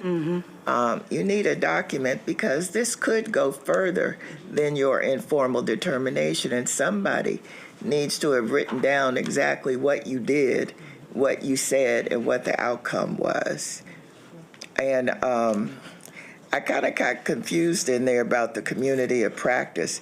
They're developing a process. So right now, you've only developed the informal determination. Is that where you are? So I think I can provide a little clarity to the process piece for anonymous complaints. There is no MCPS policy that has been drafted for the handling of anonymous complaints. However, within 30 days of becoming acting director, I created an anonymous complaint process that has been shared with the office. It has been explained to the office, and it has already been implemented in the effort to still give a voice to the anonymous complainant. So while it's not formal in the policy sense, it's formal and in active practice within DCI now. I understand that, but again, I will say, even if it's an anonymous complaint, it could end up going outside of your office. There needs to be a written record of that somewhere, or a computerized record, however you do that. It is tracked in the system so that we can then go in and look for certain trends that are happening or repeated behavior, see if there is a history, because we can look back in both Lighthouse and Maryland Safe Schools to see has something happened in the past that we didn't act on. So then you do have some sort of written protocol. I mean, you're checking off. That's what I'd like to see. Can we? In the system. Can we see that? So the new program that is being onboarded is Campus Kaizen, but currently we use FileMaker. FileMaker. You can tell them about FileMaker. Yes, DCI utilizes FileMaker. We have a triple layer complaint storage system. So we use FileMaker. We have a DCI shared drive. In addition to that, I've created a DCI Open Matters simple Google sheet that every matter that comes in is added to that sheet. So that way you have 3 touch points for each complaint. I think I understand your question and your concern more, Ms. Wolf. And just to be clear, anonymous complaints, each anonymous complaint actually has a folder that's created. So the complaint, I've taken anonymous intake where it's a phone call and I type up the complaint and then a file is created, and then as Chief Key indicated, it might be shared with the appropriate director. There is an investigation or an inquiry, let me correct, an inquiry into that anonymous complaint. And it's stored so that way if, let's say, there's another anonymous complaint or a named complaint, then we're able to go to those 3 touch points and one identified, this has been complained about before, whether it's the employee or the location. So just to be clear, there is a record that's created for each anonymous complaint. Thank you. That was my concern, that there be some sort of documentation that supports when it came in, who they spoke to, and what the outcome was at that point, whether you referred it for further investigation. It's just got to be computerized or whatever you need to do. So this is my final question. So if I asked you to do a printout, you could do a printout of how many anonymous complaints you received, how many named complaints, even though you might not give me the name, but you could tell me what the issue was, things like that? Yes, I actually have one here today. Every day it's updated, and every week it's reconciled. But I just want to be sure that we have documentation that indicates that everything that's come in is being addressed. Thank you. Go to Mrs. Madrasky and then Ms. Rivera. Yeah, Ms. Wolf just touched on most of my questions or concerns, but following up on what you were mentioning about the tracking of, we received our sexual complaints or sexual harassment report this morning, and how are you, just can you explain briefly how you are monitoring whether or not there's repeat offenders or repeat complaints, even if they're coming at different times, different years, different locations, how your system is tracking that kind of thing? So currently with the systems that we have, it's more of a manual tracking, if you will. The new software or platform that we've already had the kickoff implementation call for the Campus Kaizen. One of the features of that platform is supposed to track the repeated complaints and alleged respondents. So are you keeping records based on the complaint or based on the person being complained about, or both? Both, in a sense. In a real-life application, the shared drive folder, for example, and even the FileMaker, that's the platform, it saves the case by the respondent's name. And then there might be, in parentheses, the complainant's name. But that's why even having that triple layer, it affords us the opportunity to run a search, very easy search within all three forums, FileMaker, Shared Drive, and Google, to get that flag. Okay, great. I know that's been a concern in how we're monitoring repeat offenses. And then you mentioned the community of practice a couple times. Can you explain what that is and what their role is in this? The community of practice was convened to engage outside stakeholders and professionals who have experience in standard industry practices around compliance and investigations. We are, I think, in our 4th week of meeting, and we have 4 additional weeks to go. And from the community of practice, we anticipate receiving recommendations that we will take directly to the policy writing group so that we can use those to establish the regulations and policies that will guide the work that comes out of compliance and investigations. Okay, well, that gets to my final question, which is, when will the policy writing group be finished with a draft policy and regulations? I'm assuming it's obviously more than 4 weeks based on what you just said. So I can tell you that we finished the community of practice around promotions on the 24th of January, and the draft of the policy was delivered to me today. So the turnaround was very quick. Okay, thank you. You're welcome. Mr. Veda-Aden.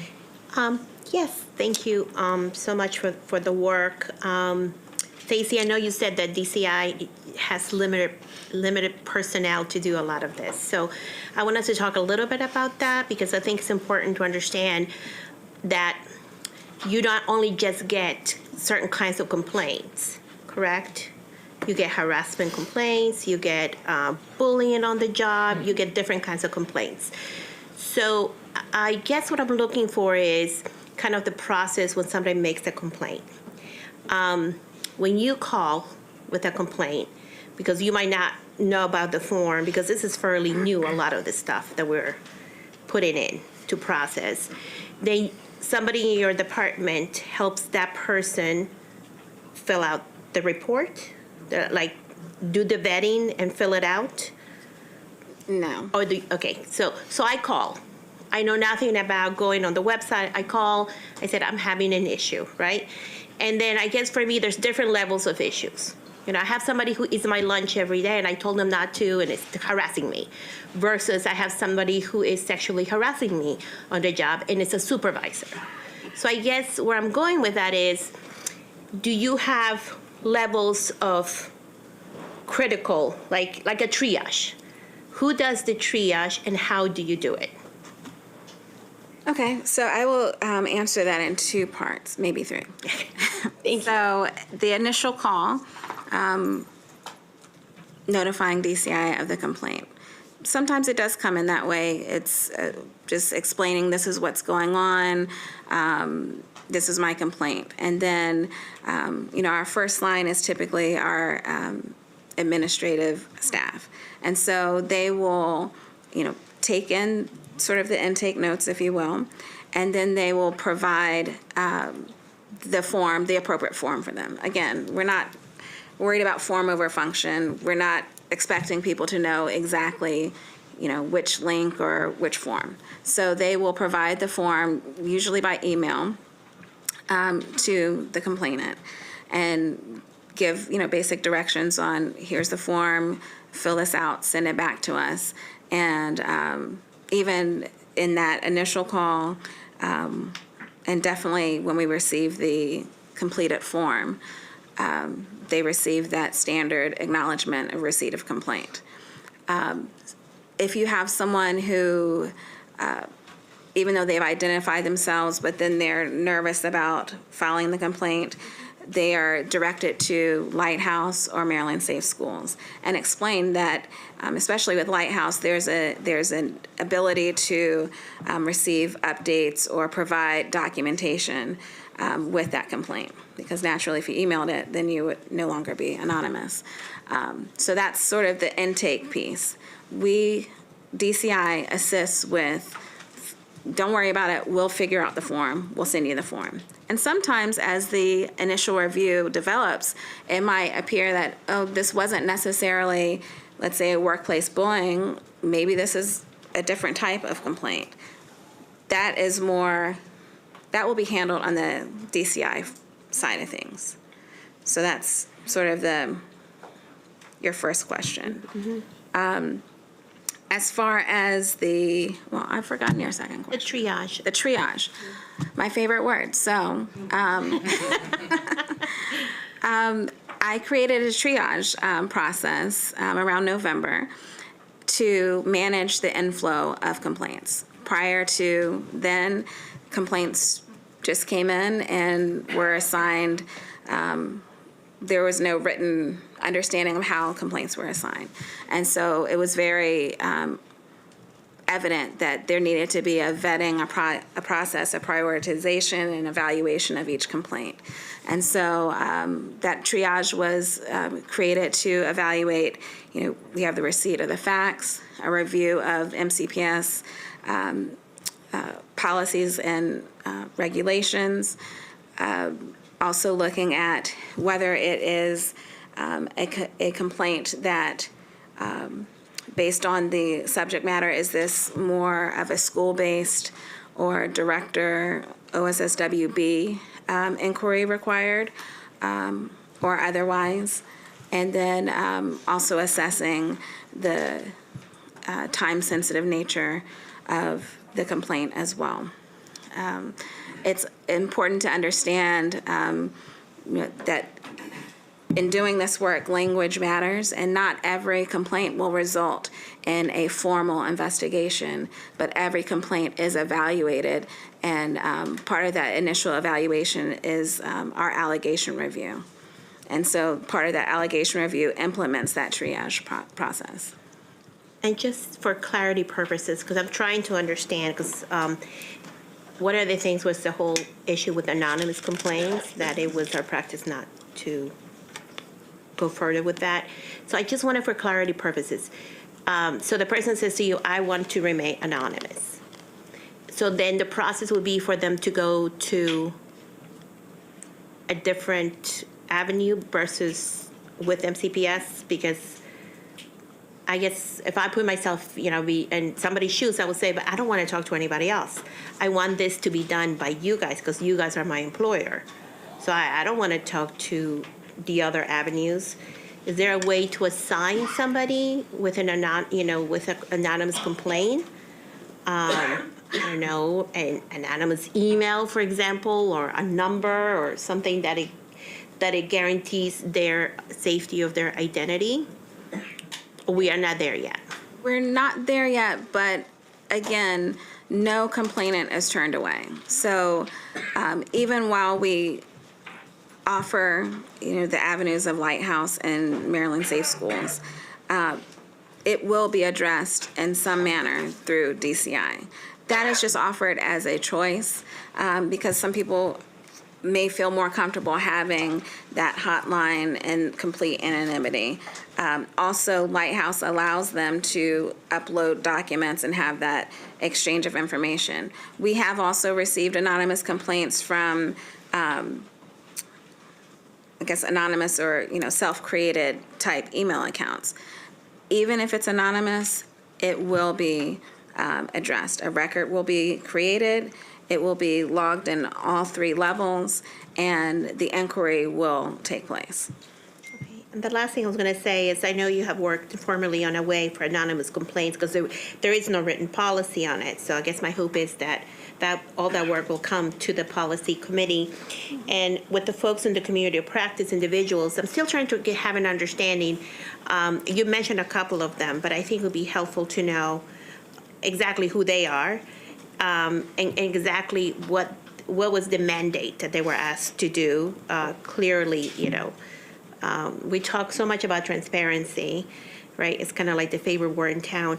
So just for clarity purposes, transparency purposes, and all that, I think it would be good to know, like, what were the marching orders specifically for this group, and anything else that that your department or you develops and keeps us informed, I think would be greatly appreciated. Thank you. Thank you for your work. Ms. Rivera-Oven, did you want those now? Sure, if you have it, mine as well. All right.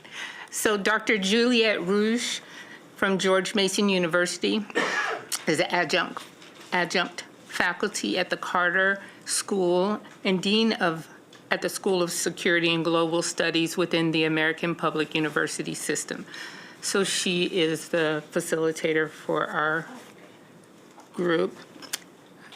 Stacy Ormsby is on our group, and I just want to tell you a little bit about Stacy. She's licensed to practice law in the state of Maryland and the District of Columbia for the last 20 years. She has extensive experience in providing investigative services. So she's done local university litigation and concomitant investigations, such as breach of contract, university adjudication of disciplinary actions, student performance allegations of discrimination, ADAA, FMLA, and Title VII. She's was the sole employment law associate responsible for interviewing university professors and administration, drafting interview reports, and risk analysis position papers to aid in litigation planning or settlement discussions.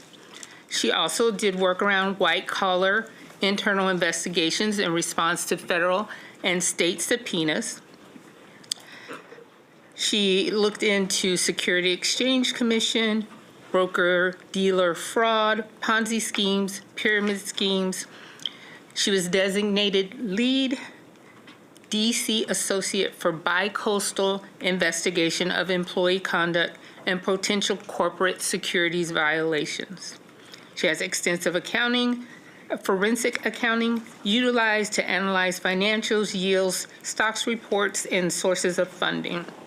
She is responsible for traveling out of state to corporate locations to interview employees, gather and analyze documents, draft and synthesize investigation reports and financials to conduct risk analysis recommendations for law firm leadership and partners. She did work through the Department of Justice looking at racketeer, influenced, and corrupt organizations. She did a DOJ opioid investigation, a pharmaceutical company compelling the participation of the pharmaceutical representative, and she successfully suppressed DOJ investigative subpoenas served to compel employee to participate in federal investigations, including disclosing information on their personal devices. She's engaged in state investigations as well as internal investigations, and I just wanted to point out how very serendipitous it is that she was writing contracts for us with all this knowledge about investigations, and we just found her.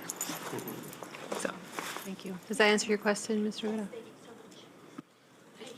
Ms. Harris and then Mrs. Madrowski. Yeah, thank you. And I just, it is good to hear that we now have a process of consistently receiving, processing, and record keeping around complaints. And it is, in my mind, sad that we didn't have that before, disturbing that we did not have that before, but we do now, which is a huge step forward. And just a couple questions I had. So your office in DCI, the big red button that they were talking about earlier, it says, report waste, fraud, abuse. Does your office handle all of those? So if the complaint that I sent in said, I think so-and-so is stealing money, so are you going to investigate a financial or a fraud claim, or is that going to go somewhere else? I've actually received, in my brief tenure as acting director, complaints like that have come to DCI, and it would be DCI who would either conduct the formal investigation or support the appropriate, if there's another office, to assist them in their efforts of conducting the inquiry before, landing on a formal investigation. Okay. And one of the things that was highlighted in, I think, both the Jackson-Lewis fact-finding and the IG report was a lack of following up of what they called collateral complaints. So if in the process of investigating a complaint, someone who was being interviewed said something like, the same thing happened to me, we had no plan, no process around actually investigating that collateral complaint unless that individual took the time to themselves fill out a complaint. Has that process been rectified? I would say yes, and that it is important to me, and what I've communicated very clearly and consistently is that all complaints will be reviewed and or investigated. So if in the process of investigating one matter, another complainant is revealed or possibly exists, then the investigation doesn't end with that initial complaint. There will be either additional, it's very fact-based, additional investigative work down that path, and or reaching out to that complainant to see if they would like to file a report. Even if, depending on the circumstances, the person did not want to move forward, that does not mean that the matter won't be investigated. Because that, again, is a huge change, so I appreciate that. And then the other thing that, and maybe we're getting to this next, so just tell me if that's to come, that's coming attractions. But one of the big concerns for me as well was the utter lack of consistency in investigations and in outcomes. And so is your office also looking to ensure that similar complaints aren't handled dramatically differently? So one of the things that we've been talking about lately is what is the standard for when a complaint comes in? What is the standard for when the person against whom the complaint is made is put on administrative leave, or not? Because not everybody that has a complaint come in involving them is put on leave. So are we looking? Has your office begun standardizing practices as well as ensuring that outcomes are similar? I've tried to standardize certain aspects of the complaint process. It's definitely a work in progress, and that's one piece that this Communities of Practice group will be and has already been very helpful to brainstorm and use the experience of others to address ways that some of these recommendations can be implemented within the district. One thing that I noticed, initially is that creating a disciplinary matrix would be very beneficial for transparency for employees, and it would likely assist the timing of investigations and the entire process and provide that consistency that you mentioned and that's also mentioned in the report. Well, thank you.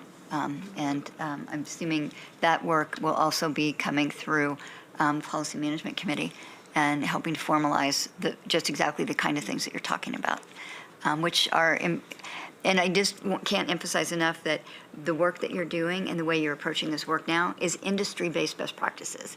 And the fact that MCPS was just this is the way we operated was a big issue. And I'm glad that we are fixing those things now. So thank you very much for your work. You're welcome. Mrs. Mondreski. Yeah, really quickly, I appreciate that question very much. My final question for this is just how, and maybe you're going to be talking about this in a little bit, I don't know, but how have we changed our processes in relation to what goes into employee files and versus what's, if something is unsubstantiated, for say, does it still go into an employee's file that it was there and had been considered, or is it, how are you overseeing that? So we do not put anything into an employee's file that indicates something was unsubstantiated. We would put any document that we determine needs to be written to the personnel record with an employee's signature so that they know there's something going in their file. Disciplinary documents such as reprimands go into the file. And after some time, employees have the opportunity to request that they be removed. And so as we look at developing policies around compliance and investigation, we'll also need to come up with rules around how long discipline documents stay and how long do they impact a person's ability to move forward in their career.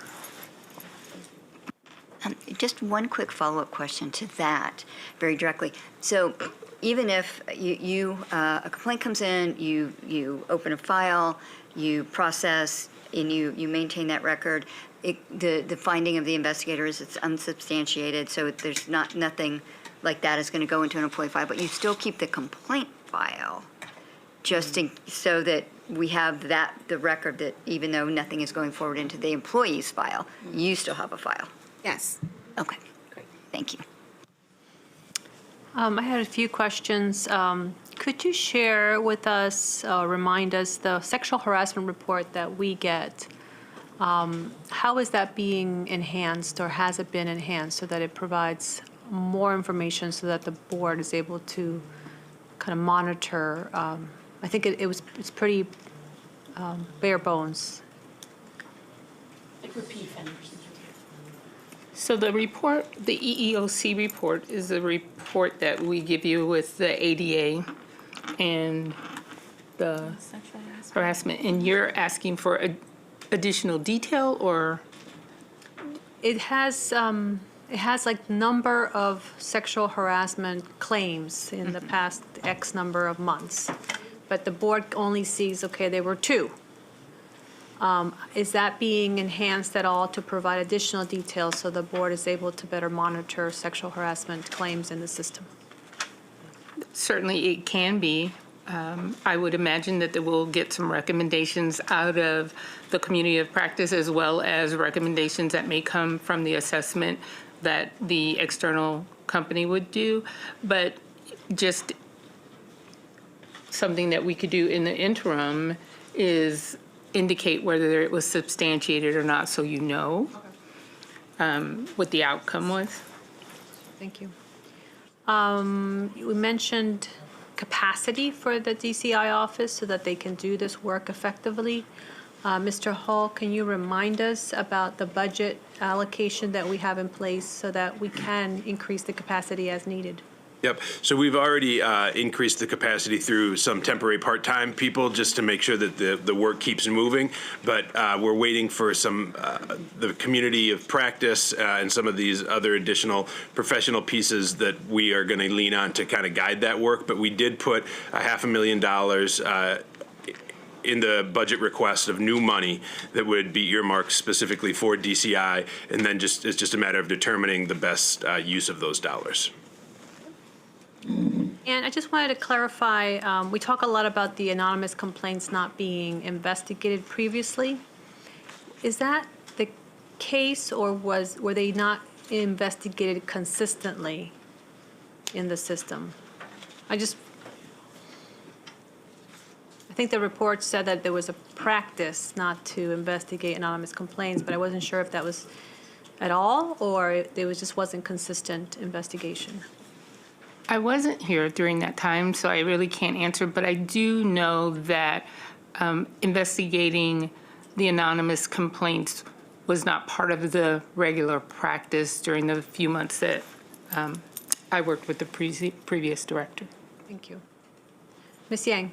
Yeah, just to clarify, follow up with Ms. Sylvester's comment about the sexual harassment report and the ADA report that we have. Right now, the ADA report, we do have, I think it provides information that helps the board understand. However, the sexual harassment is only one number there, right? 7 cases pending or whatever. It's just one number. I think we will appreciate to see if any of these are, for example, repeated, right? So that if you can have a category, say repeated complaint or multiple complaint or whatever to a specific. So we just want to be some way to say, to see that if there's a pattern or trend that we can track.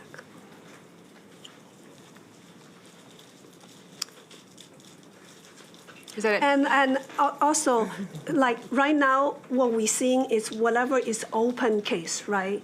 But if the case, for example, coming in, the same person is mentioned 3 years ago in a different complaint, I would like us to know that, if there's some way to mention that there's a case, there was past history of the same person, or the person was reprimanded, or it has other disciplinary action was tied to it. So, in whichever way will better inform us what this number means. For the next quarter, we will come up with a template to share with you to see if it meets the needs of the board, and then we will be prepared to implement moving forward. Thank you. Could you speak about the new software that you are bringing on? How will that improve our current systems of tracking? That's also what I was thinking. So the new Campus Kaizen platform is a widely used platform for compliance work. One of the key features of that platform is that it also integrates with Title IX cases and storage as well. Many of the features that FileMaker currently has, Campus Kaizen has, and it's just a more robust, and it's a more I don't want to say updated, a more robust platform. It's a cloud-based platform. It has single sign-on, and it has features that we don't either have or readily utilize with FileMaker, where you can even assign tasks, track work, assign other users and give them limited access. I will admit that my first introduction to this software was when I was in the Office of General Counsel negotiating the agreement. So now I'm on the other side implementing that statement of work that was in place prior to my arrival to DCI. But we have met with the contractor. We've had our initial kickoff call, and they have a very detailed essential 4-stage implementation plan, and we're excited to get that work and integration started. When will it start? We've already started with the first kickoff. We'll have weekly or bi-weekly meetings. There's a whole nother set of meetings that will occur with our IT professionals for all the tech stuff. And then conclude, towards the end with having our data transfer of our FileMaker content to the new platform. So there won't be a data loss, and we won't have to navigate multiple platforms. It'll be a one-stop, seamless experience. Why is this better than FileMaker? So it's better for, it's a more robust, more modern, updated product. My question was going to be, I was going to. What will we be able to do that we weren't able to do before? While I don't know every in and out of Campus Kaizen, the main reason I think that they wanted to move to this is that, one, it's a cloud-based system, right? So, which is always an easier system to maintain, especially with security. It also integrates with multiple other systems. So, like they were just mentioning, Title IX, right? So we can actually connect systems so that you can do cross-referencing within this software platform. When you think of FileMaker, although it serves a purpose, is a very old database software that we use. So its basic functions are basic, right? So this will allow them, I think, to track better, to do searches better, to be able to cross-reference and connect with our other systems. And that's what tech's helping them do. And I would just add, it's a platform that is specifically designed for this type of work. It's a case management software. Thank you. Mrs. Evans. Yes, I was just going to say, it sounded like you did a lot of manual work. And so it does seem as though this is going to serve us well. So thank you for what we've already put into place and what we're already doing, because it will serve us well. So I just wanted to highlight that I was listening to what you were saying, Ms. Ormsby, and I was like, I heard you say Google Docs, so that meant you created it. And then it gets back to what Ms. Yang talked about, wanting to go back a couple of years, and then that way this new system will be able to connect it. So we're going to be working smarter and not harder. And then just to acknowledge that in the budget we do have money allocated to DCI, right? Because you're not staffed to be able to do all of this, so this will help us going forward. Just wanted to state that. But Ms. Silvestri had asked the question I was going to ask about the new software.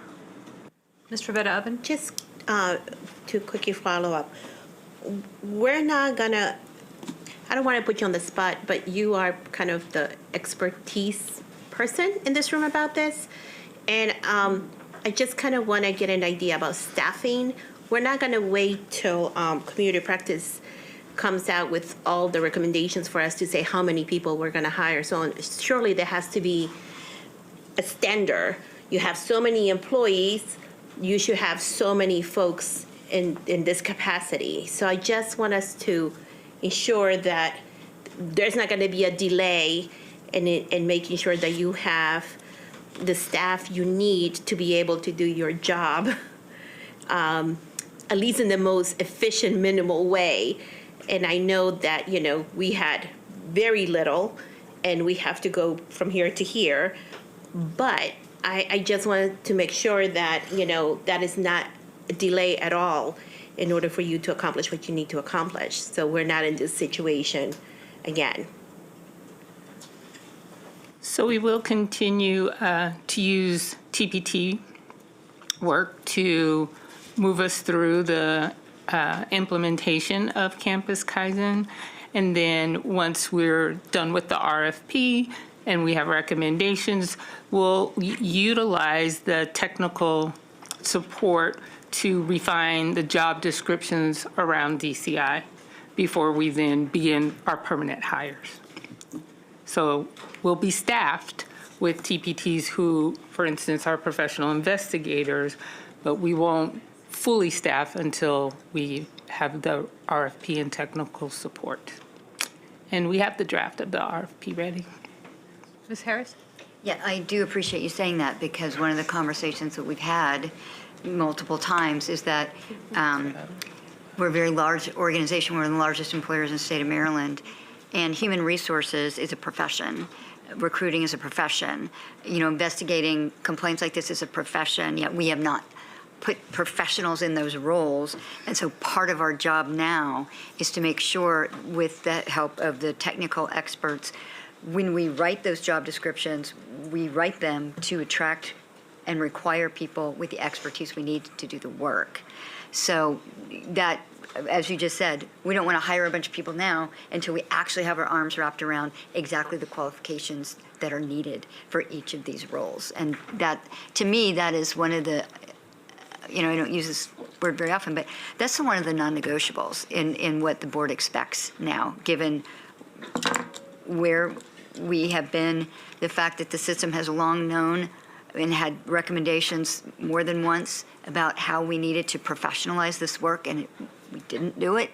And now I think the board's expectation is very directly that we will do that work now to honor the 25,000 employees. And I think Mr. Hull has said more than once is, in an organization this size, human resources is one of the most important areas of work because it touches on every single person who works in the system, and making sure we have people doing that work that are qualified professionally to do it is one way we honor, I believe, the people who work here. So, I had my item.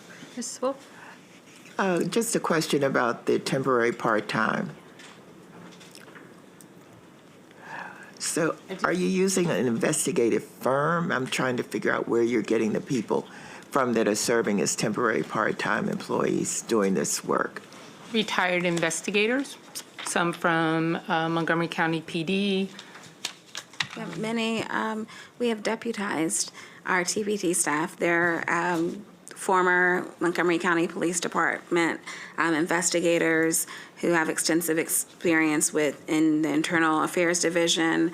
One also served a brief stint here with our MCPS Security Division.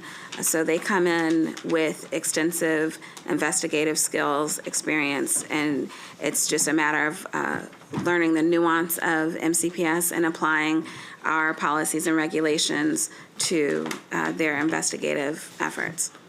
Okay, I was just concerned because some of it is legal investigation skills and some of it is police investigation skills.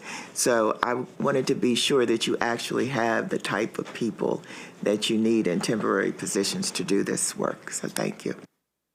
Also, I was just going to point out, for this school year to date, we have had 210 reports of issues. So it is a department that does need to be fully staffed at all times. So I want to, Is that fiscal year or count? You don't mean calendar year, you mean fiscal year, right? It's July. Okay, thank you.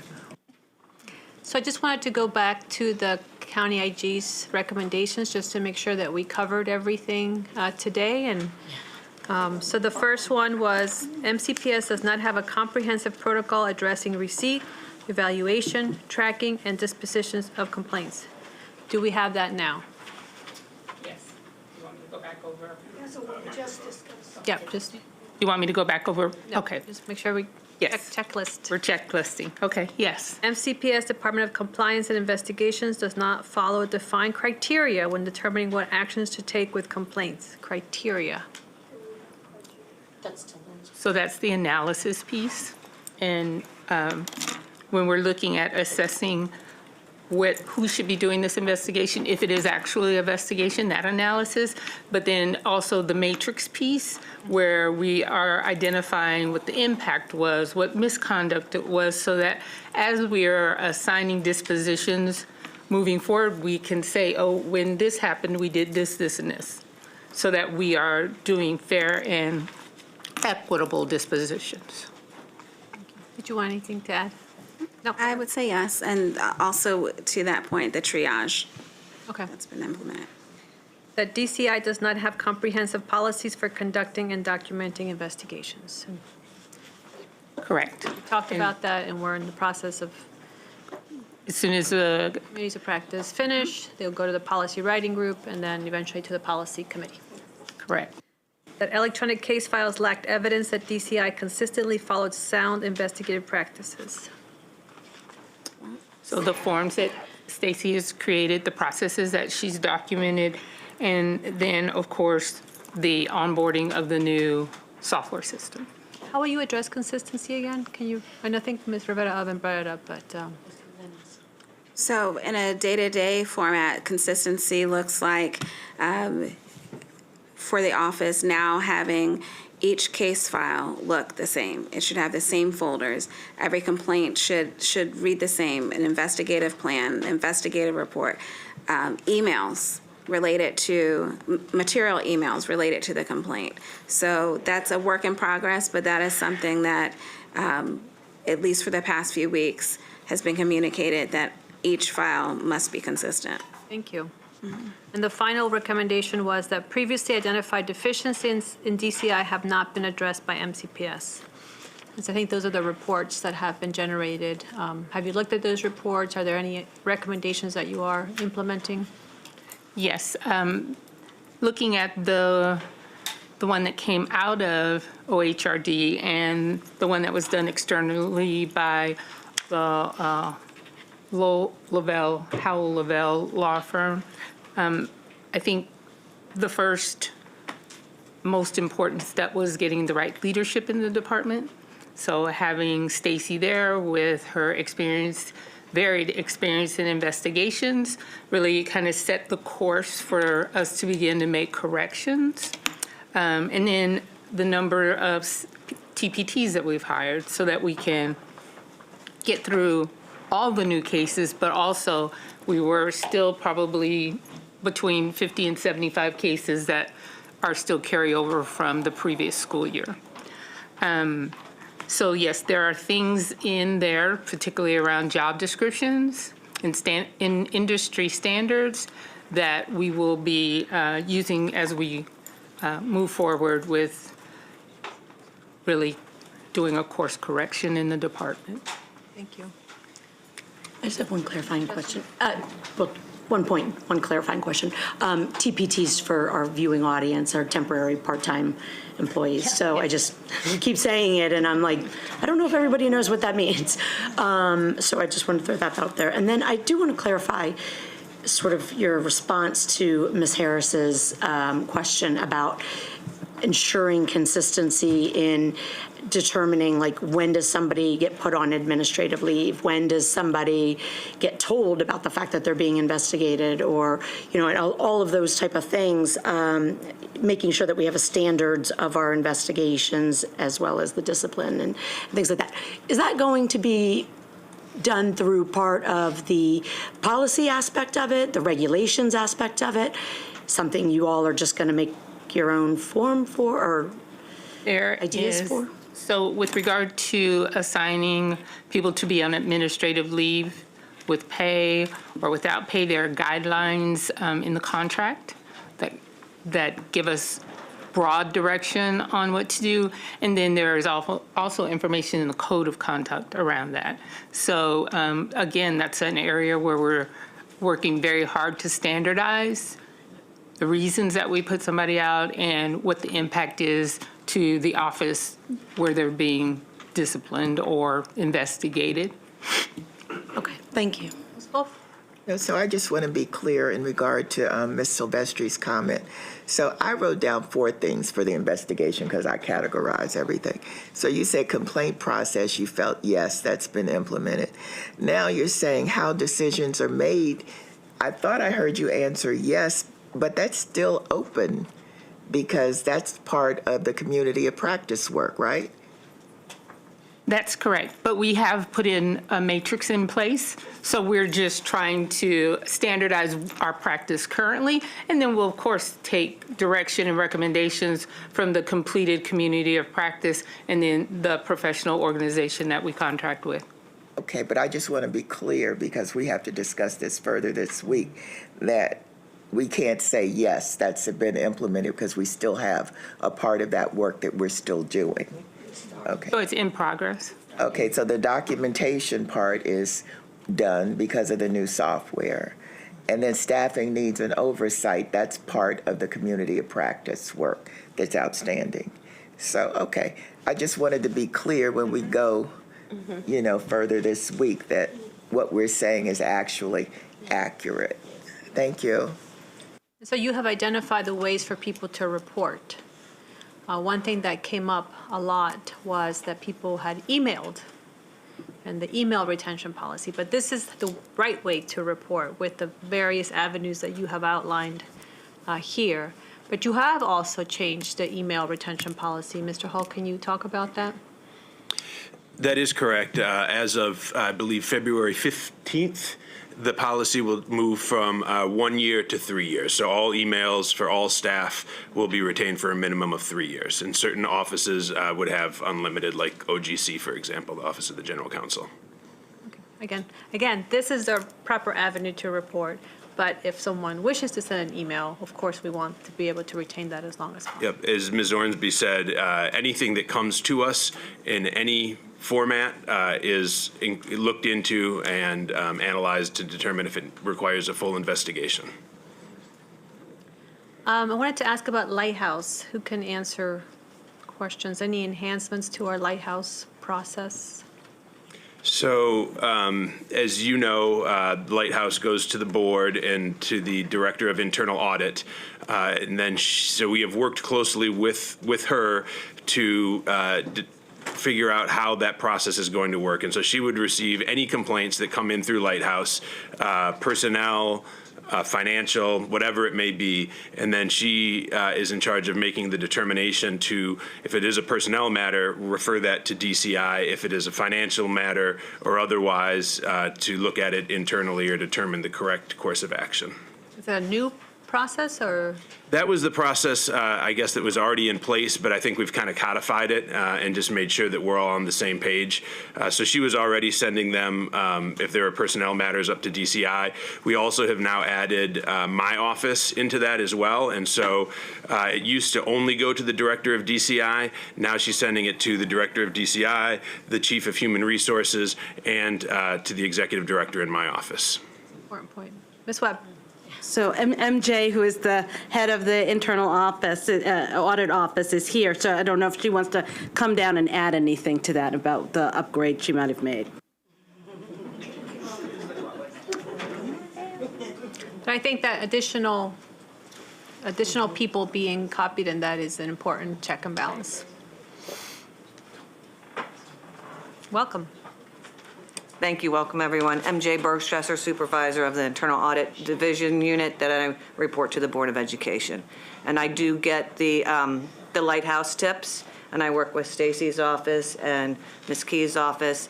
They come in and we determine, who needs to look into them. If they are a fraud case or maybe a financial case, it might be one of my auditors has to go out and do an audit.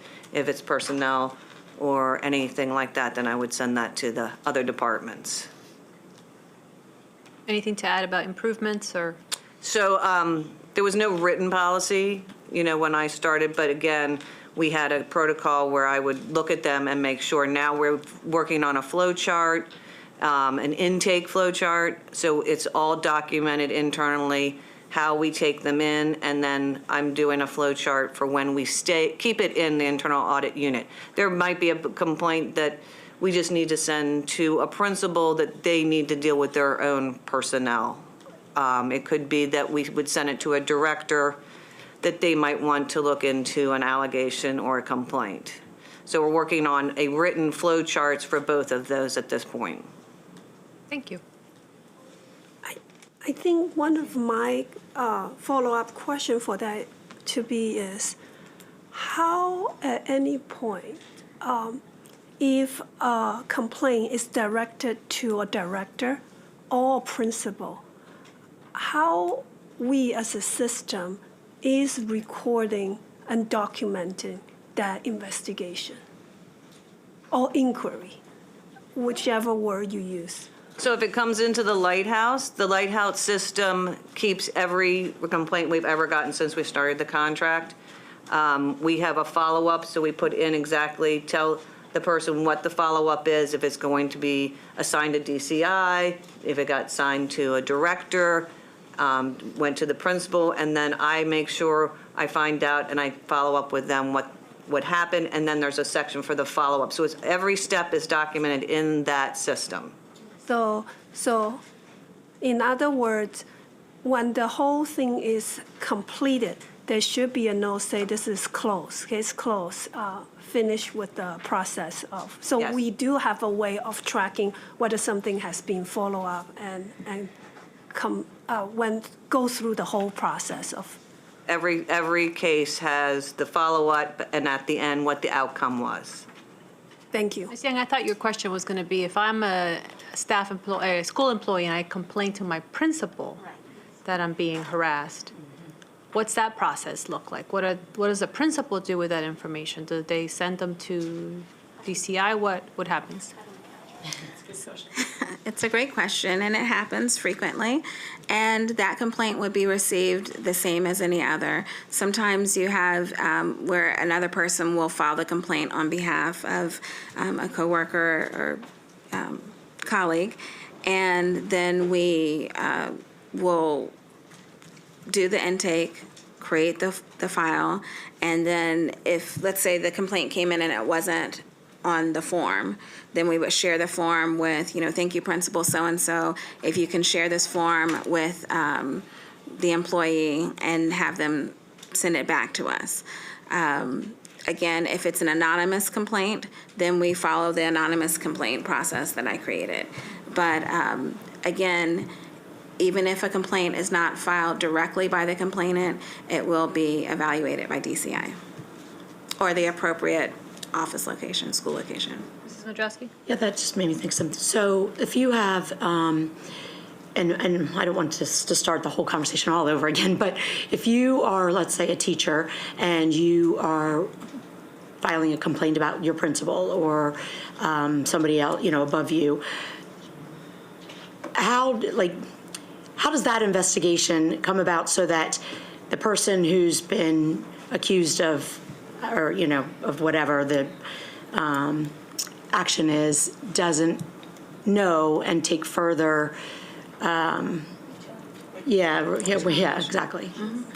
Well, we never want to have a conflict of interest. So in the event the complainant, the alleged wrongdoer respondent is perhaps their supervisor or, their direct line, then the complaint would not be sent to that principal to handle. There are times where, on its face, it may be technically appropriate for the school or the director to handle, but because of the lack of degrees of separation, then DCI will undertake that inquiry, and if need be, investigation. Well, I'm kind of curious though too, when do people learn that they're being investigated? Or so, in that particular situation I'm referring to, we don't want anybody taking further retaliatory or bigger retaliations against anybody for complaining. So I'm assuming that, number one, we do not tell the person being investigated as to who made the complaint.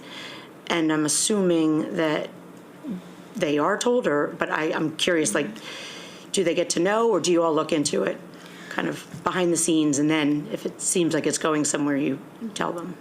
So when the initial complaint comes to us, the alleged wrongdoer respondent is not notified immediately, and that's to preserve the investigation.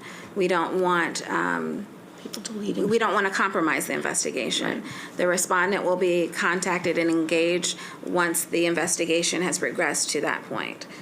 If by chance that alleged wrongdoer is on administrative leave, the standard administrative leave letter indicates the general reason why they're on leave. If I'm able to contact them before receiving the extended leave letter, I reiterate that rationale, because again, we don't want to compromise the investigative efforts. I just want to make it clear for our staff who, may have that situation that they are able to report. They're not going to suffer further negative actions based on the fact that they've reported. And I just want them to know with confidence that we do look into it, but it's not going to necessarily divulge the name. Because I know that's why most of the people report stuff anonymously, is because they don't want it coming back on them that there's something going on.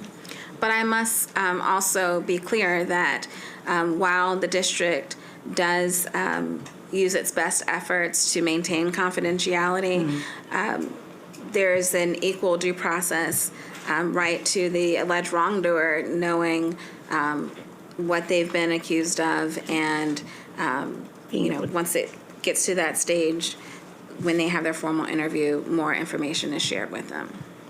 Okay, thank you. Mr. Said. So just to be clear on that point, because that's a very important point brought up, when the time does come in the investigation, they will know who made the complaint against them, the supervisor in this case?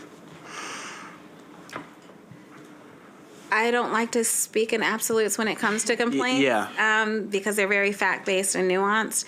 However, as a general statement, yes. Okay, and this would be before that supervisor would be put on leave in a city? No, it would be after. It would be once the investigation reaches the stage of engaging with the alleged wrongdoer. So that would be inviting them into their DCI interview, where they have the benefit of having their union representative accompany them if they so choose, and then the complaint and related information will be outlined and shared with them. Okay, thank you. I see no other lights on, and so Ms. Kiwi, did we interrupt your talking points early on? Did you cover everything you wanted to cover? I did want to cover just one more thing. There was the recommendation to implement stricter oversight. So I just wanted to give you some information about what we're doing currently. So the acting director conducts weekly departmental meetings and individual items meetings with the DCI staff. Then the chief of OHRD and the acting director confer throughout the day as needed, but we also have a weekly items where we discuss cases and dispositions. The CEO, the COO, myself and Stacy meet to then review cases, and then we also go to CORE to review cases there as well. So we are doing a comprehensive job of making sure we're in all the spaces and people understand what's happening. Mm-hmm. What is CORE? CORE is the central leadership team, the COO, the deputy, and then other chiefs and assistant chiefs.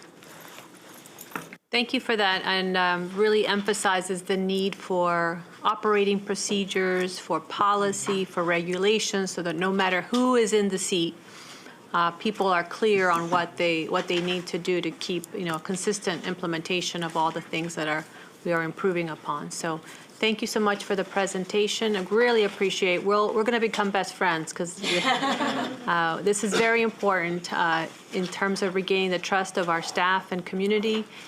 We have to get this right, and so look forward to the work ahead. Thank you. Our next agenda item is agenda item number 7, which is a approval of district assessment committee. So I pass it on to Dr. Felder to get us started on this presentation. Okay, well, thank you very much. So today, we are requesting board members' approval of the proposed members for the new district assessment committee as required by the More Learning, Less Testing Act of 2017. I will now turn the presentation over to Dr. Collins, Acting Deputy Superintendent. Dr. Collins. Thank you, Dr. Felder. Sure. Thank you, Dr. Felder. Under the More Learning, Less Teaching Act of 2017, Montgomery County Public Schools must convene a district committee on assessments every other year in partnership with the staff and community members. Discussions today will explain the purpose of the district assessments, highlight the work of the previous committee as presented to the board on July 26, 2022, and present a resolution for the proposed committee membership for your approval. I will now turn this over to Dr. Peggy Pugh, Chief Academic Officer. Thank you, Dr. Collins. Welcome, Dr. Felder and members of the Board of Education. Next slide. This topic is actually not new. It's something that you've discussed probably every year, even though it's something that's scheduled to do every other year. So the outline for today's discussion is that we're getting ready to begin this session and begin with this new committee that we're really excited about. So I'll give a brief background. We'll give you you have the proposed committee members, and then any discussion, and we can move right into a resolution. Next slide, please. This is important to our strategic plan. Next slide, please. To the strategic plan, because we do need to know where our students are and how they're doing along the way. We can't wait until the end of the year. So this gives us an opportunity to review our assessment plan in order to be able to adjust instruction quickly and on the way so that we improve our math and literacy rates and that we increase our graduation rates. Next slide, please. This legislation, they're not used to the slides yet. There you go, thank you. This legislation was actually interesting because what it did was say, in combination with the federal, state, and local assessments, that you could not exceed a 2.2% of the time that a student would be in a course of study. And they did do an exception in grade 8 to 2.3%, and that's because in the same year they did the less testing, they added a test. So they added a social studies test, so they needed to make sure that they adjusted for that. Next slide, please. It's actually pretty clear in the legislation what's included and what's not.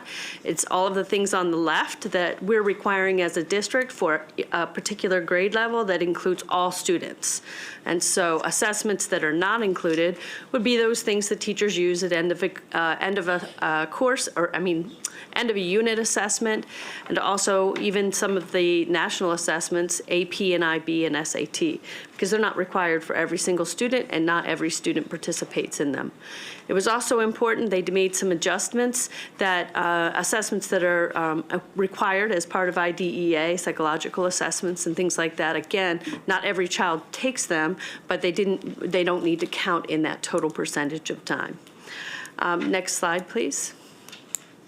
So here's the charge of this committee that we're bringing to you today. The charge is that not only do they look at the time required, because we've done a great job of making sure that we are under those maximum time period allows. In fact, we're significantly under the amount of time. But it also asks us to look at the duplication of assessments, the purpose of each of the assessments, the value of the feedback that's provided to the educators so that they can adjust instruction, and then the timeliness of results. So we're really looking forward to digging in deep this year to do more than just the time. That was really important that we get that right, but now also to look at the purpose and look more in depth at do we have anything that's duplicative. Next slide, please. So as an overview of where we've been since 2017, you'll notice when this law passed in the year of 2018-19, the first committee was approved by the board in February of 2018, and then they did work and do some recommendations in May of 2019. So we were in alignment, full alignment with what the legislation required that year. The next year, the committee did not convene. For those of you who don't remember, that was COVID-19, and schools were disrupted and not able to do a lot of the testing that would have been impacted by this legislation and this committee. And then in 21-22, the board approved a second committee, which did review the assessments and present those recommendations in July of 22. Second committee was spring of last year that convened to review just, again, those testing number of minutes, percentage of minutes, and then identify some considerations for the future work, given that this isn't a biannual process, that there will be new committees coming in to do the work. So the spring of this year, the third committee, we're bringing to you for your approval today, so that on 24-25 we are back in full alignment with what this legislation requires. Next slide, please. So it's important to note that there were, again, great representation from both MCEA, our teachers union, MCAP for the principals union. There was also families, parents, more parents, and staff members. In fact, Donna Blanley is here. She's supervisor of testing, and she was also a leader in preparing and responding to this law. And then we also have Principal Rose Alvarez, who's in the audience. Should you have questions about work that was done previously, she's the principal of Lakeland Park Middle School. And then I don't see Samantha here today, but Samantha is also a member and was a member of the committee that we're bringing to you as a student at Montgomery Blair, who's also interning here with us. So the impact and the work that was done the first year, some of the things that were considered were that grade 5, fourth marking period assessment. There were a number of assessments students had to take that were required by the state, and so the recommendation from that committee was to eliminate that fourth marking period district assessment. Also looking at the secondary English third marking period as an optional one so that it wasn't adding to the amount of time that students were taking an assessment. This year, like I said, we're good on time. We meet those thresholds. We really want to look at, are we getting what we need from those assessments we've identified? Are they valuable to the teachers? Are they valuable to administrators in monitoring the progress of their schools? And are we getting the results back in a quick and easy way that we can read and understand that makes a difference for instruction? Next slide. So the proposed committee members that you have before you today, we're really excited. There are 14 teachers that were appointed by MCEA. It's about 23% of this committee. There are 6 administrators from MCAP, 10% of the committee. So for total school staff who really is implementing this, it's about 33% of the committee. We have 17 parent and guardians representing the MCC PTA, the NAACP Parents Council, and some of our student action achievement groups. And that would be 28% of the group is made up of parents and guardians. We do have 2 non-parent community reps. And then we have 7 high school students from Blair, Wooten, Churchill, Gaithersburg, and Clarksburg High School for 12% of the makeup, and 14 central office staff representing across the Office of the Chief Academic Officer, the Office of Shared Accountability, and the Office of School Support and Wellbeing for 23% of the committee. And today we're seeking your approval to these appointments. Next slide. And I'll turn it over to you, President Silvestri, for any questions, comments, or discussion. Mr. Said. Hello. Thank you so much for your presentation. I know standardized testing is something students have had an interest in for a while.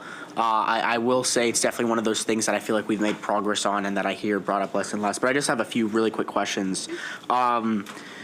So does the MAP-R and MAP-M testing, is that part of what is limited by this legislation? Is that part of that required and mandated testing? So it is required for us to review it because it is one of those things that we're asking of all students. So it is included in the 2.2%. Okay, great. And then how in this committee that you put together, how are the students specifically selected? Is there an application process? Are they appointed? Are they selected? And if so, by who? I'm looking at Angela. I'm going to ask Angela to join me up here. She has the specifics of how, and she sent out mass invitations to have people join and send representation. So I'll let her. Hello, everyone.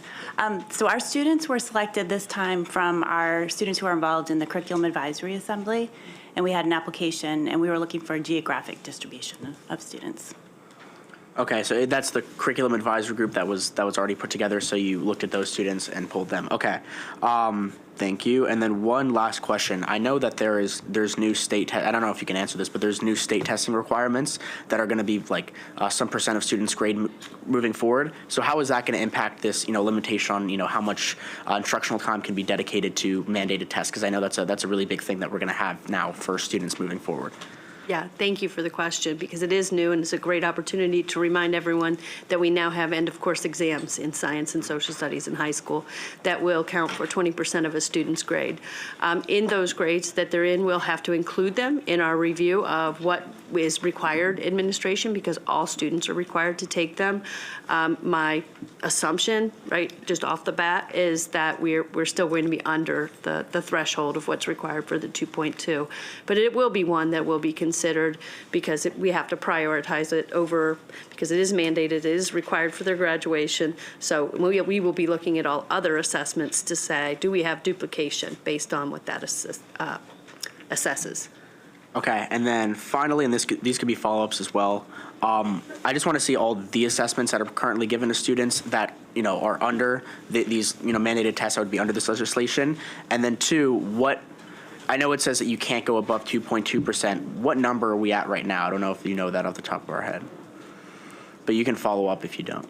Yeah, no, it differs by grade, and you do have that information. So that's in the memo, and you have a memo that includes both the names of the committee members, and then in the appendices of that, it actually includes the chart that has all of the assessments, and you actually have them for 2002, 2003, and then for 2003, 2004. In 2003, 2004, they're in green, so you'll see the new ones that were added, and at the bottom, you'll see a total that is the percentage.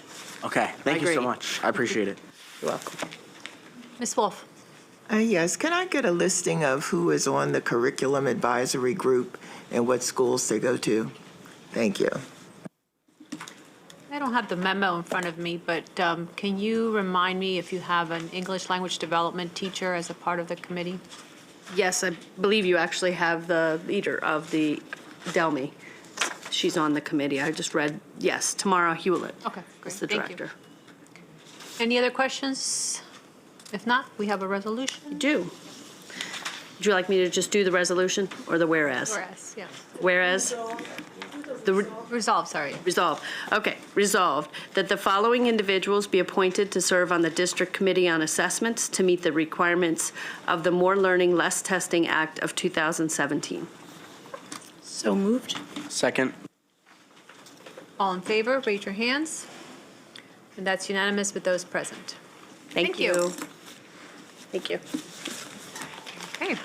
We are now moving on to agenda item number 8, items of legislation. I will ask Patty to please come forward to lead us through that discussion.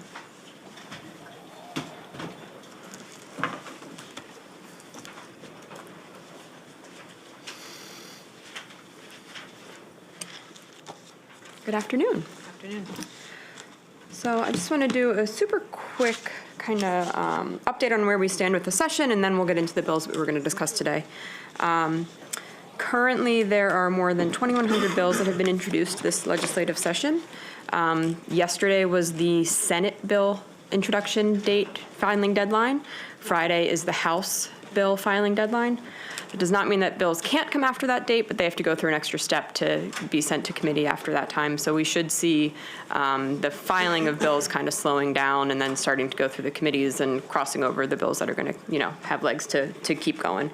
So that's kind of where we stand. We're, tons of hearings have happened, and I think bills are being considered daily.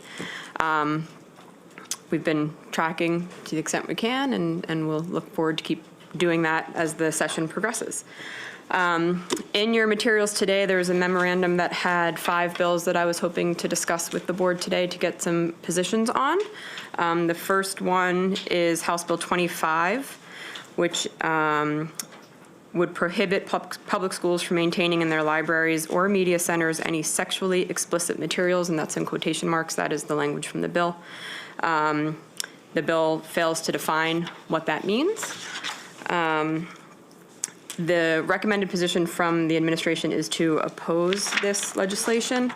The rationale being that the certified school library media specialists have been trained in their graduate program and by the school library media programs office on how to curate age-appropriate, culturally diverse, and inclusive school library collection, both print and digital resources. The term sexually explicit is vague and subjective. Like I said, it's not defined in this legislation. And the bill would take away the collection development expertise of highly trained school librarians and media specialists and reduces an entire work to a few pages, a few paragraphs, whatever the case may be. And it negates the idea that the work should be viewed as a whole and in context. There is Holly Van Pumbreck. I'm probably butchering her name, but we do have someone from the library media specialists here to discuss the bill if you have any questions. Okay. Any questions or comments? Nope. Okay, so then if the board is agreeable to oppose, I would need a motion to oppose, a second, and then. I'll move opposition. Second. All in favor, raise your hands. That's unanimous with those present. Okay. The second bill is House Bill 65. It is medical and psychological treatment in school-based health centers, parental notification. So this bill would require a school health practitioner or a certified school psychologist who provides health services or treatment to notify the student's parent of the treatment, diagnosis, or consultation that occurred. The recommended position is to oppose. Basically, due to the fact that it would be a large administrative burden. As I said, it requires notification of any consultation, diagnosis, or treatment. In the rationale that you received in the memorandum, it was stated that, as an example, an elementary school health nurse might have 40 student contacts a day. They see someone that has a scrape, they see someone that has the sore throat, whatever the case may be. Under the consultation, diagnosis, or treatment, every single one of those would require parental notification. So just that administrative burden would be large. And then the bill as written also conflicts with multiple state and federal laws that protect minor confidentiality related to care rendered for specific health conditions for which minors can independently consent, confidentiality of health information for students aged 18 and over, and health care rendered for specific health conditions with additional confidentiality protections through federal law, such as substance use. So for those and the reasons in the memorandum, like I said, the recommended position is to oppose this bill. Move to oppose. I have a question. Does anyone want to second it before we discuss it? And second, and then we'll discuss. Second. Questions, discussion? My question is, for this bill, under this bill, it says school health practitioner. At our schools, we have telehealth, and we have contracts with JSA or Every Mind that conduct psychological services at our schools. Are those also lumped into this bill, or are those separate from this bill? It would pertain to anyone who is employed by or have contracts with a school health system, so or a local education. So it would include those individuals. Right now, can I have an understanding what is our current practice when we have these outside contractors? Do we inform parents or have parental consent? Dr. Kay is here, and she was able to provide more context. You're specifically asking about mental health. Mental health services, psychological services. So speaking to like individualized treatment by clinical want to also come up. And so I'm speaking to contracted healthcare independent licensed providers who are doing therapy and not necessarily school psychologists who have a different set of rules. But the therapists who are contracted either through telehealth or through the Bridges to Wellness types program or to the linkages programs, type programs that are in our elementary or middle schools. So there are already laws that protect minor confidentiality. So those organizations that we contract with already have their own procedures for consenting parents prior to treatment and the guidelines by which they can and can't inform parents of what is going on in order to protect the child's safety and confidentiality in care. So those already exist outside the school. And then Mr. Monteleone can speak to sort of the school-based professionals. That clarifies my question. Okay. I appreciate any addition. Yep. Any other questions? Okay, can we get a motion? Okay, we have a motion and a second. All in favor, raise your hands. And that's unanimous with those present. Thank you. So the next bill is House Bill 86, which is auto-injectable epinephrine and bronchodilators use availability training and policies. So really basically this would require LEAs to have both epinephrine, EpiPens, and bronchodilators available for students for their use by authorized nurses as well as trained school professionals in the event that they were, needed. The recommended position here is to support with amendment. The reason being that there is a public health benefit for the availability of non-designated bronchodilators, which we already have EpiPens in schools. This would allow bronchodilators, which would be used for asthma or other reactive airway disease issues. So MCPS recommends, staff recommends supporting that portion of the bill, but they have concerns with the availability or the training that would allow non-medical professionals to perform the clinical assessment to determine whether an EpiPen or a bronchodilator is necessary given the symptoms that the student is showing at that time. So that removing the ability for non-medical professionals to provide these treatments to students that don't have an existing diagnosis of either allergies or asthma. And then as it's written, the bill is an unfunded mandate. It would require schools to have bronchodilators, but doesn't have any funding mechanism for them. So it would be support with amendments to support the availability of bronchodilators in schools, but to remove the ability of non-trained professionals to make the assessment and asking for a funding source for them. Yeah. Mrs. Evans? Yes, I was going to say this bill came before us last session, and I appreciate Dr. K had come down to the table to explain our issues with having non-trained, I'm using the wrong terminology, people to administer to our students. So I appreciate the fact that we were able to find a way to support the amendment and put that piece in it. My colleague, Ms. Grace Rivera-Oven, is not here, but she gave a very impassioned speech last year. I believe it was her birthday, and she talked about if she had asthma and wasn't able to have access to her inhaler, that if someone would not be able to assist her, that it could be life-threatening. So you made reference to some of that, like specific, like how it could, who could help and in what way if they were what can I get the word? Anyway, you get my point. So I just appreciate the fact that we brought that we were able to make some adjustments to see how we could support the amendment. And thank you, Dr. K, for coming down here last year to talk to us about the issues or the risk if we did not make this kind of adjustment. I move that we support with an amendment. Second. All in favor, raise your hands. That's unanimous with those present. Thank you. So next we have House Bill 196. This is about seatbelts on school buses. The recommended position here from the administration is to oppose. This bill would require that it would prohibit standing on school buses while a school bus is in motion. It would prohibit a person from operating a school bus unless the person and all the occupants are restrained by a seatbelt.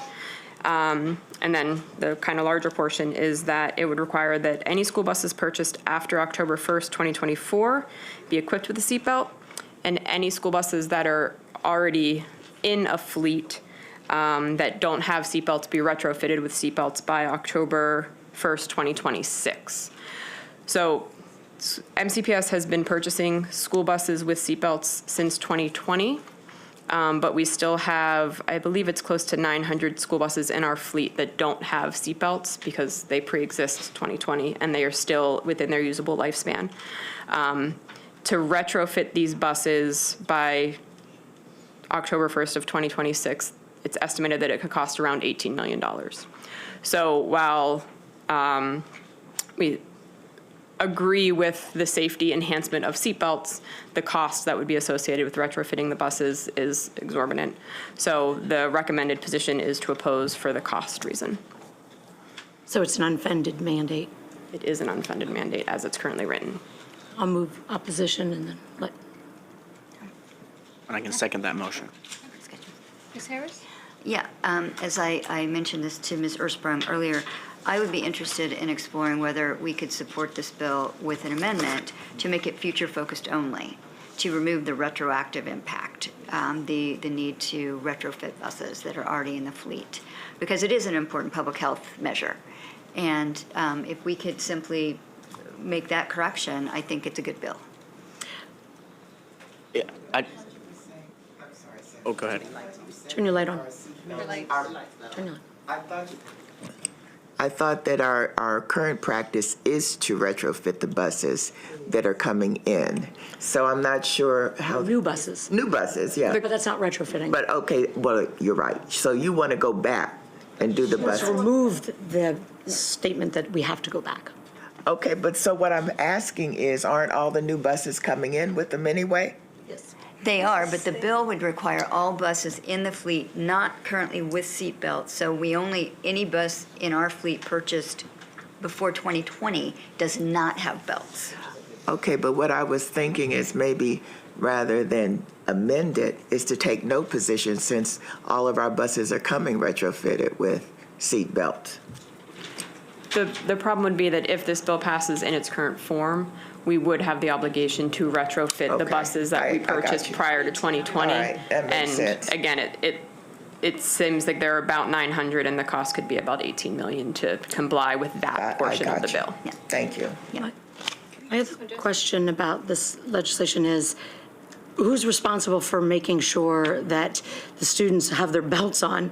I mean, was the bus driver supposed to walk up and down the aisles at every stop? And what if the kid takes it off? Then are they liable? I have a lot of concerns with this. Yeah, so it doesn't specify.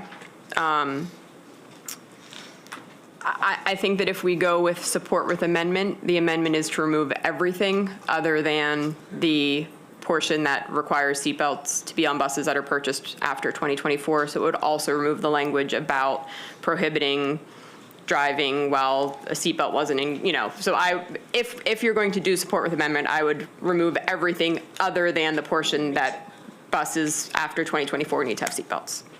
I do think the enforcement, it's unclear what it is. I mean, there are seatbelt laws now for private vehicles, and, if you get pulled over and they notice you don't have a seatbelt on, you can get an extra fine or whatever the case may be. So I assume it would be similar to that, but it does not make it clear what the enforcement mechanism would be there. The way it's worded and prohibit a person from operating a school bus unless the person and each occupant are restrained by a seatbelt.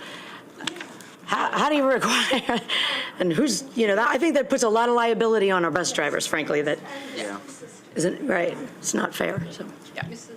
So are we able to get to Annapolis to have these kind of discussions with the delegates or with the people that are putting the bills forward? Because typically when we decide that we're going to support with an amendment or if we're opposing, but as Ms. Mondrosky raised several questions, then what can be done is have the conversation with the delegate or whomever is the sponsor of the bill to see if they can answer those questions or there's a way we can support it.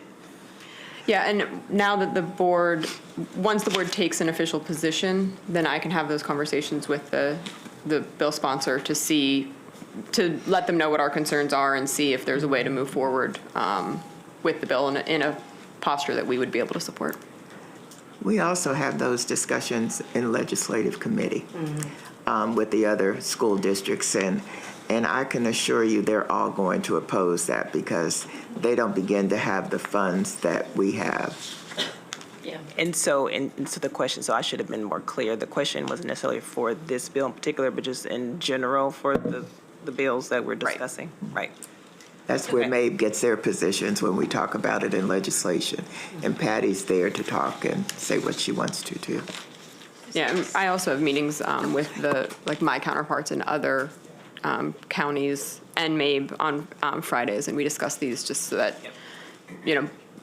pretty much so that MABE's representative is made aware of what our positions are and what the concerns might be. Yeah. It's just good to get on record so everybody can hear and know that we're doing our due diligence and how we interact and collaborate. Yep.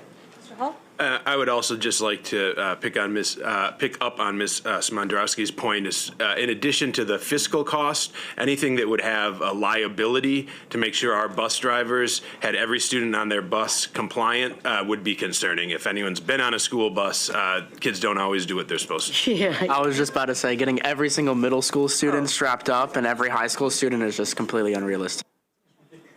Okay, we have a motion and a second to oppose. All in favor to oppose, raise your hands.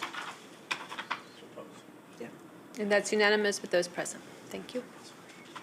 I mean, if you want to mention to them that we would consider an amendment, supporting with an amendment that takes out all of those other things. Yeah, I can share the concerns. I'm willing to bring it back and fund it, yeah. We would become the pariah. Correct, Carolyn. exactly. Okay, and then the final one that was on the list is House Bill 356. This is school bus stops, monitoring cameras, and safety measures. This law would require school bus stop, camera violations for a stopped school bus when the violation is on the other side of, I think it's 4 or more lane highway that does not have a median. So, yeah, so at least 2 lanes in each direction, not traveling in the direction of the bus. So coming the other direction, if someone passes a stopped bus, it is you get a citation right now. It's a $250 fine. This bill proposes that for first-time violators, it becomes a warning, not a citation with a fine. The administration's suggested position is to oppose based on safety concerns for students. By and large, that's the concern, that the school bus stop itself is not dangerous when vehicles are stopped, allowing vehicles to pass a stopped school bus, even on the larger roads, creates a safety concern for students and our Department of Transportation, school bus drivers, all of that. Ms. Harris? Yeah, I just wanted to share with my colleagues that when I read this bill and I looked at the sponsors, all of whom I know to be incredibly responsive and responsible, so I reached out to get the rest of the story on the bill. And it's a bill written because of significant equity concerns. Because as Ms. Ersprung mentioned, it is not illegal to pass a school bus in the opposite direction when it's stopped with the arm extended on a 4 or more lane roadway if there is a median. You can pass. Yep. So the part of the county where is overabundantly populated with these type of roadways without medians is the east part of the county. So people inordinately impacted by this fine are people who live in the east side of the county. And the fact this distinction between median, not median, is not well known or understood. Right. And so the purpose of the fine, the bill is twofold. One, to eliminate some of this East County iniquity, because also the bill is also looking to take any fines that are generated in and make sure they stay for road traffic improvements in the area of the county in which the fines are generated. But also the purpose of the citation for the first offense is to inform individuals about the distinctions in the law. And that there's a median there, you'd be good. Because there's not a median there, it's not. And the concern is real, and it is definitely an equity issue. And so from that perspective, I appreciate the point of the bill. Not that anybody wants anybody passing a stop school bus, but yeah. Mr. Said and then Ms. Wolf. Yeah, thank you for that, Ms. Harris. I think that definitely clarifies a lot for me. I think I'm just a little stuck because I just don't like the idea, even though there is a reason of lessening the problem, even doing something that is, somewhat, is not really an issue and it's kind of like a gray area. I just, I don't know how I could say I want to lessen the fine or citation or anyone who could possibly be injuring our kids. I've seen countless video after video of close calls, and I just, I would want to do everything, even though it may be one of those things that not many people know about. I would just hope no one would even try, even if there is a meeting, just wait, And I don't want to say, well, if you mess up, it's just going to be more. I just want to say, it's a citation. You could possibly end a life, even if it is one of those things that's probably a really low risk. So I don't know if I'm super comfortable saying, let's just move it down to a warning. I know it is definitely an equity issue, but that's just kind of where I'm at. I think it's just in principle, I'm just a little bit uncomfortable, but I definitely appreciate that clarification. I think that adds a layer. At first I was like, I don't understand this at all. I was just telling Ms. Evans, but then now I kind of get that a little better. So thank you for that. Ms. Wolf? Yeah, I just want to support what Ms. Harris said, because in East County, you have a lot of kids that are going to cross the street to get to where they live. So they would be crossing in front of that bus that is not stopping. And right now, where it is a divided highway, a lot of the times the bus driver goes up one side of the street, turns around, and comes down the other side so that the kids don't have to cross where there's a median. But where there's no median, a lot of times the kid has to cross in front of the bus that's coming this way, and this bus is going this way. So that's more dangerous. Right. So it's more dangerous that we need to really reinforce it? We want to oppose this. Put your mic on. We want to oppose this. So it is my understanding that on these roadways, I don't know about 4, but at least 5 or 6, that they're all, and Mr. Hall, you can correct me if I'm wrong, they're all same side stops. So there aren't students crossing the road to get on or when they disembark. They're kids. Yeah. Right, yes. And I will share with you that I've had conversations with our kind of county partners on this. There is a local bill, as Ms. Harris indicated, that would require the fines that are collected by the county to be used to increase roadway safety at the stops. That's actually, I think it's separate from this bill. There's a separate local bill that would require those funds to be directed to these areas. And we have been in conversations with both our county partners and the bill sponsor to see what could maybe be done. There is an equity issue with the fines and how they're distributed, but there are safety concerns. So we kind of have competing interests. We've suggested a couple potential avenues, one being that there still be a citation, but the option for doing some sort of program, some sort of safety course, and if you do it within a certain period of time, you don't have to pay the fine. So there are conversations happening right now. So another option would be for the board to take no position at this point. The hearing on the House bill is on Thursday.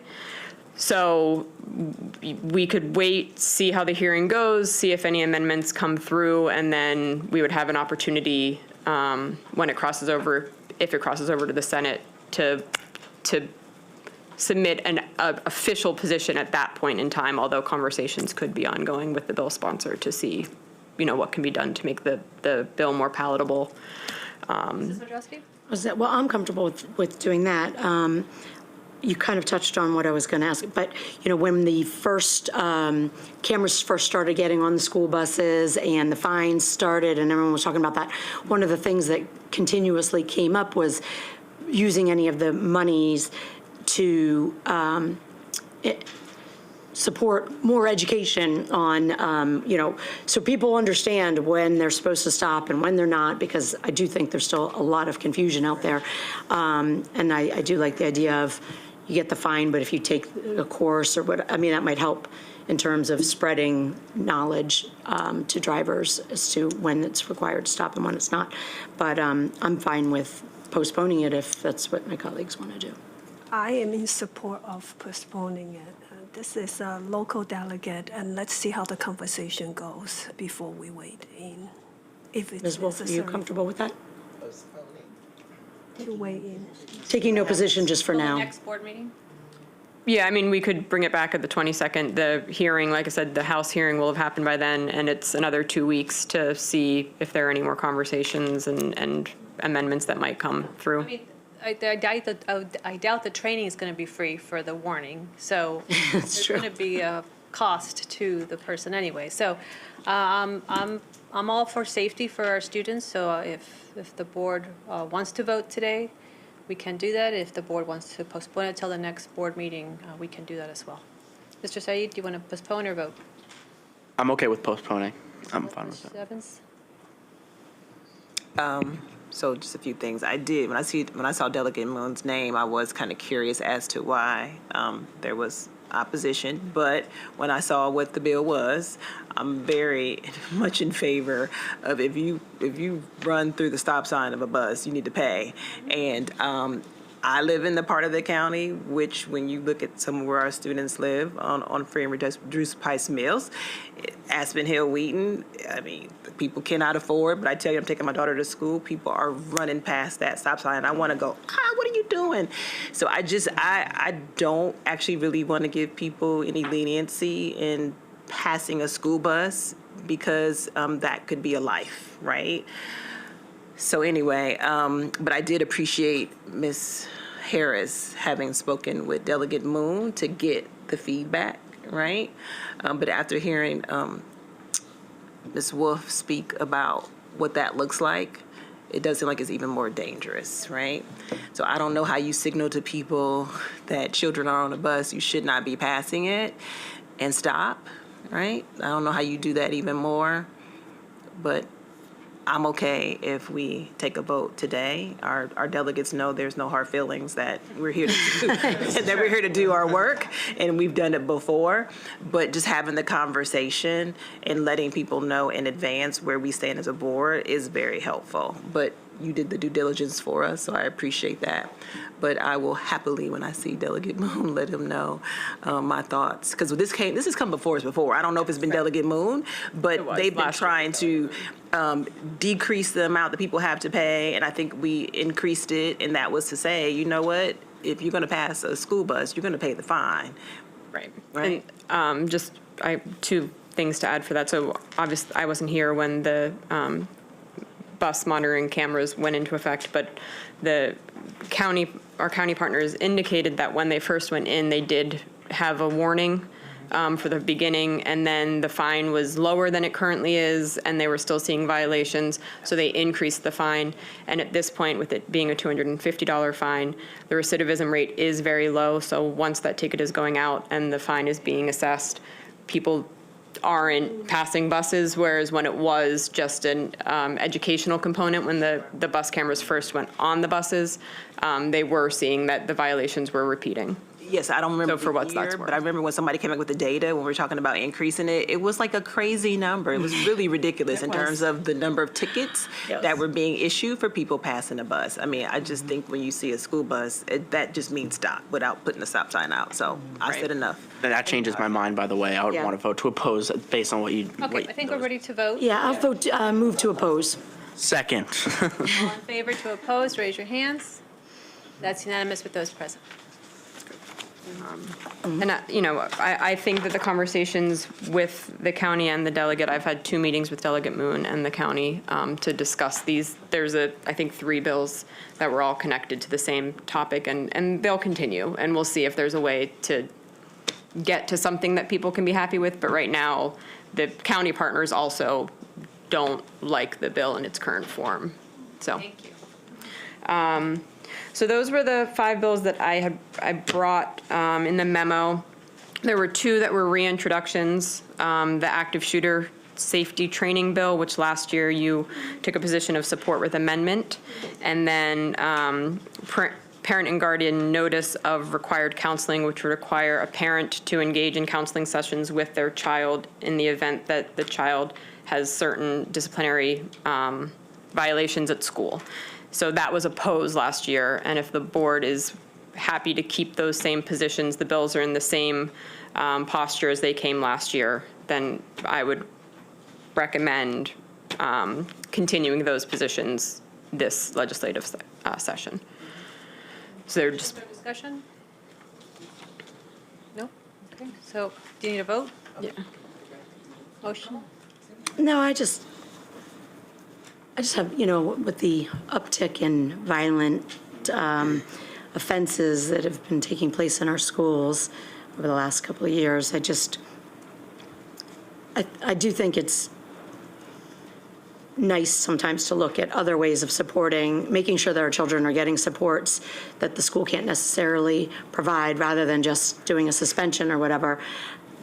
I don't know who pays for that kind of thing or whatever, and why we would completely oppose it, but I just, I don't know. I personally, after the third time you threaten a bomb or, bring in a weapon to school or whatever, maybe they do need a little counseling. We can certainly remove that one from the reintroduction list and ask for administration to provide input on it and see if they would have a recommendation to change their position from last year. I'd like to know, kind of some of the system's thoughts on it. Okay. Yeah. Okay. I'm in agreement with what Ms. Mondrowski has said. So now I move the full, or these don't need to be approved? Active shooter safety training would be the only one then that would be continuing the same position from last year. Do you need a motion for that? Okay, so moved. Second. All in favor, raise your hands. That's unanimous with those present. And then there were just two additional bills that were not on the list that I was hoping to bring quickly. One is House Bill 456, which is student member voting rights. This bill, where am I? I have it open. So it would require that any school system who doesn't have a student member and adds a student member, the student member would have to have certain voting rights. Let me just open the silly bill page first. I thought I had it open. So it's because I printed it. I just wanted to see specifically what it is.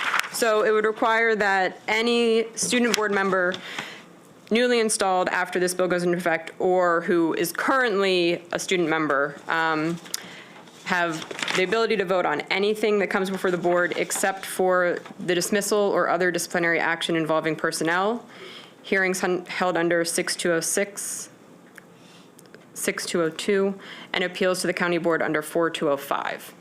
So for many jurisdictions, this would expand. Those are numbers with 6206. Yep. So for many jurisdictions, this would expand the SMOB's voting rights. Here, it would actually curtail the voting rights. So 6202 are dismissals or suspension of personnel.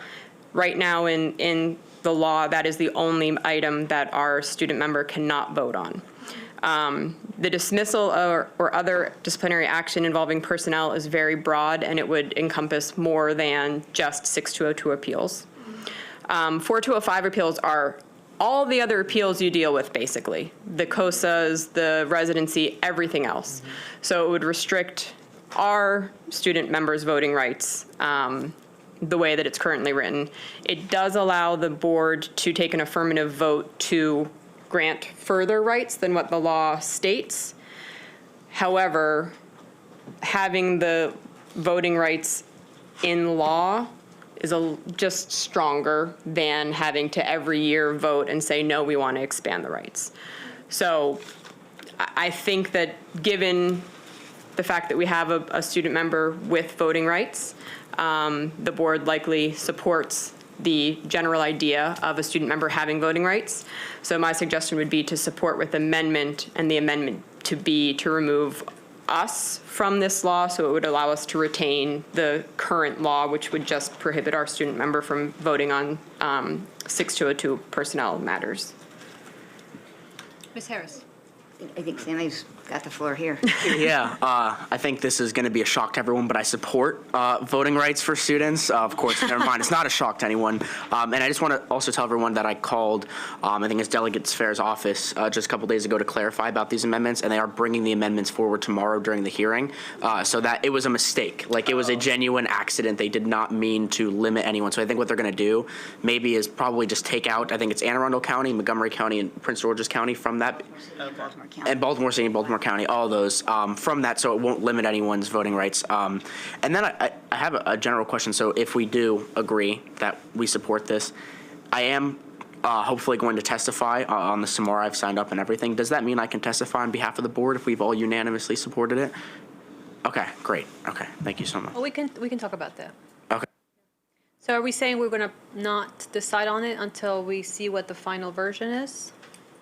Well, so the suggestion is that it will come with amendments, as Sammy has stated, but the bill in its current form is not amended. So we could take the position of support with amendment, and the amendment being the suggestion that's likely coming forward, but we can't say for sure because we've not seen amended language. Yeah, it could even be something as simple as just saying a minimum of these voting rights, so that opens it up to any other county to expand them if they want to. Yeah, I would just leave the language alone, except cross out Montgomery County. Just don't touch what's in the current law for us. Ms. Harris? Yeah, I mean, I would suggest the amendment, the proposed amendment be that nothing in the law would limit currently existing voting rights of any SMOB. And that way we're covering, because there are 5 SMOBs whose, if the bill passed as written right now, who would have their voting rights compromised. And so we care about all of them. Yeah, So- and we can cross out for all of the counties that have voting rights that are expanded beyond what's proposed in this language. Just make it a minimum. Yeah. Can I get a motion? You can do more. I'll move to support with amendment. And I proudly second that. Careful with that word, proudly. All in favor, raise your hand.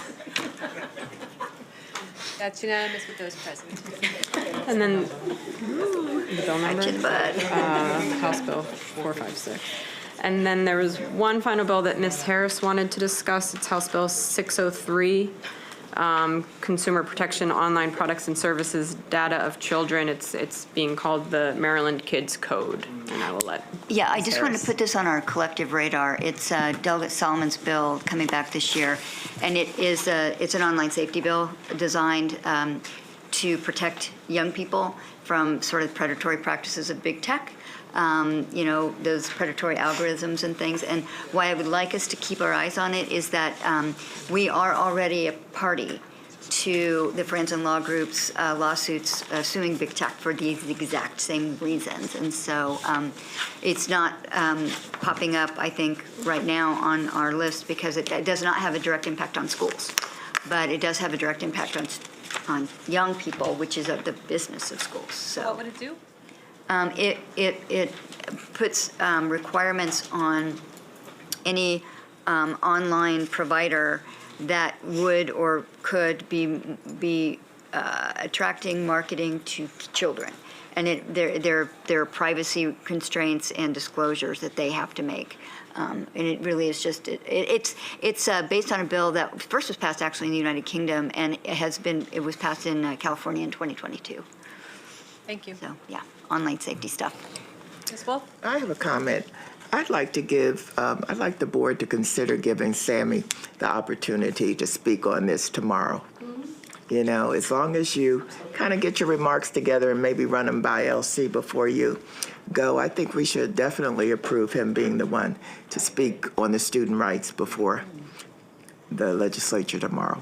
Yeah, I'd totally be okay with that. I hope that I have time because I actually have to run to work, like right between the hearing, and I have like an hour and 15, so if I can stay just until that bill, I'd love to, and I can write something up tonight. Good luck, because they're not usually on time. Yeah, that was my assumption. Yeah. Okay. Anything further? How do you? The others are platform positions, so those don't require any sort of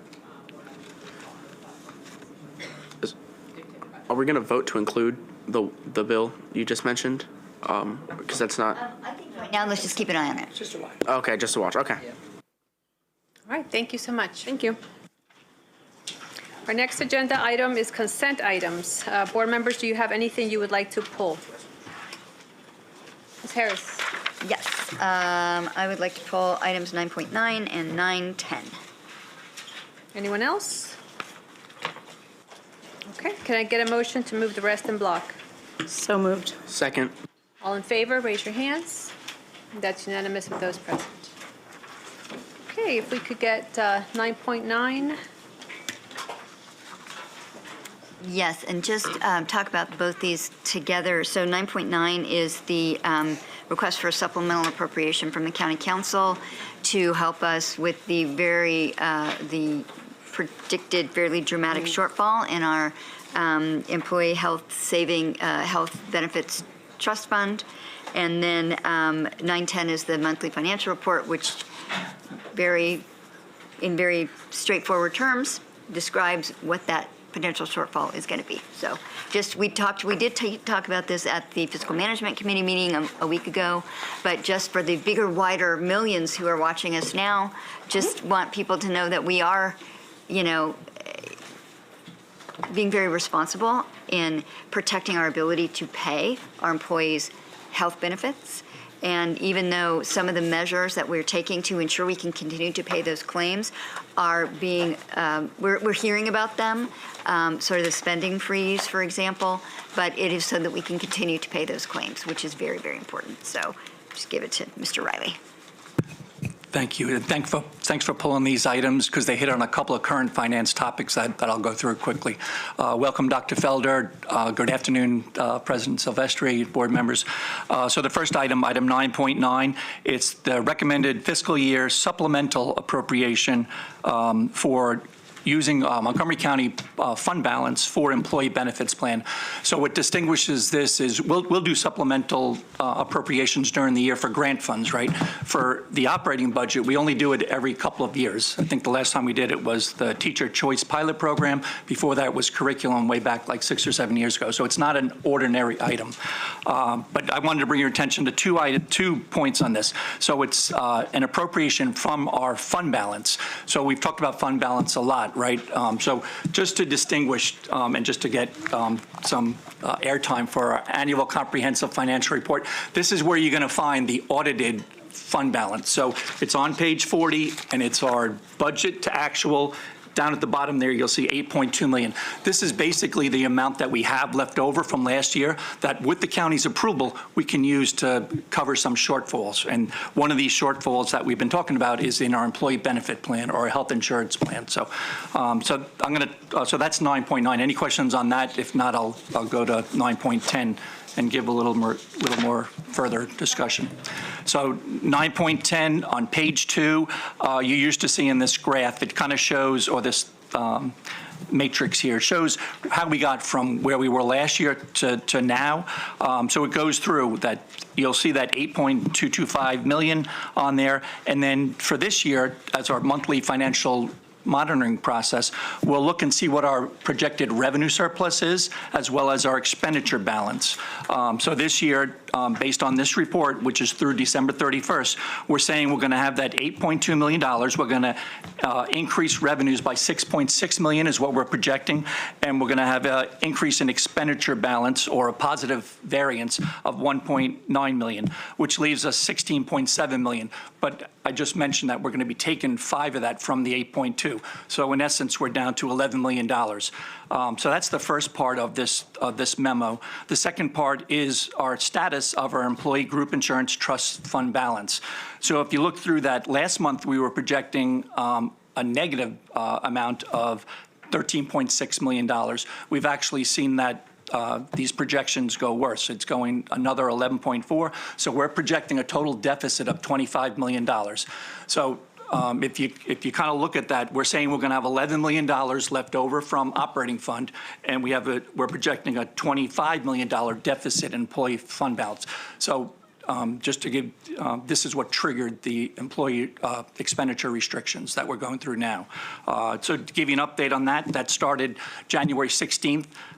Actually, we had 2 snow closures, so it actually started January 18th. And for these expenditure restrictions, we tasked schools. It was limited to supplies, materials, and equipment. For central offices, it's anything non-critical related to spending, including staffing.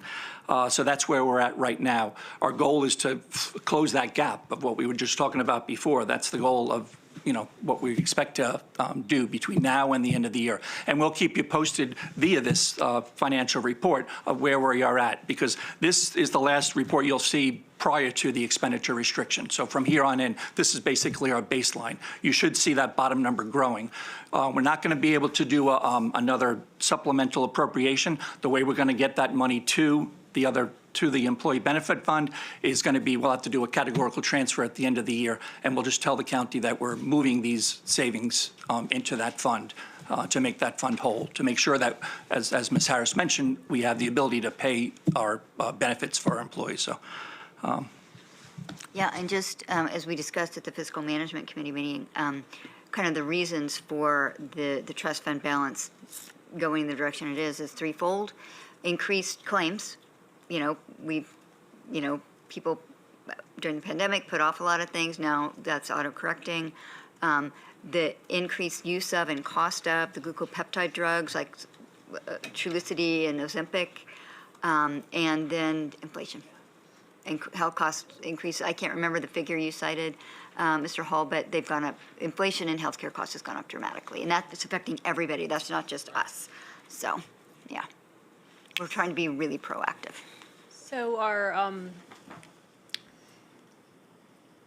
So we're doing a spending freeze in order to make up the difference, but why aren't we going to County Council asking for a special appropriation to help us make the difference so we don't have to cut budgets for our schools?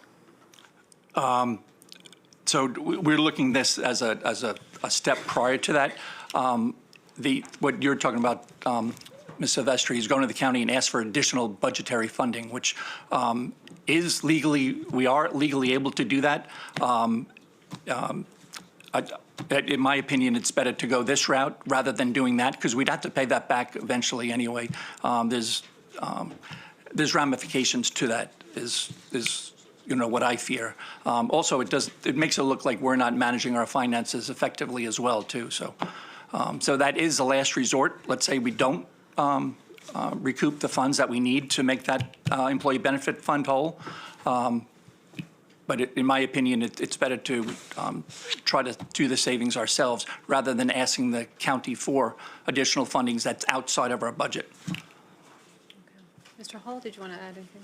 Yeah, I mean, I concur with what Mr. Riley said. I think, there's a couple of things. One is a special appropriation would be one-time money, and we really need to build this into our base budget. And so this, $5 million would also be a one-time appropriation, I guess. But to me, we would need to show our due diligence or the efforts that we've made to correct this internally before we turn to the council for additional funding. But then again, this is just a stopgap measure, and what we really need to be looking at is funding these reoccurring costs year over year. Which we have $20 million in the FY25 budget. We're looking at this as a multi-year injection of funding to get us right in this fund. Okay. Any updates from the state in terms of their funding and how that might offset this deficit? So we did get, and Mr. Riley can speak in maybe a little bit more detail, but we did get our updated state funding estimates from the state, and it's looking like about $38 million in additional funding from the state from this year to next year. We had included $10 million in the superintendent's recommended budget, so in essence, it's an increase from what the superintendent from the revenue that was included in the superintendent's budget. It's about a $28 million increase. About $5 million of that will be offset by increased costs because the monies are earmarked for certain expenditures. So that will give us about $23 million in additional state funding. between what is in the recommended budget and what we're currently hearing from the state. That's for next year. And that's for FY25. Thank you.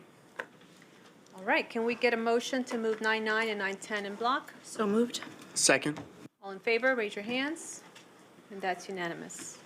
Okay, moving on to item 10, which is for informational purposes only.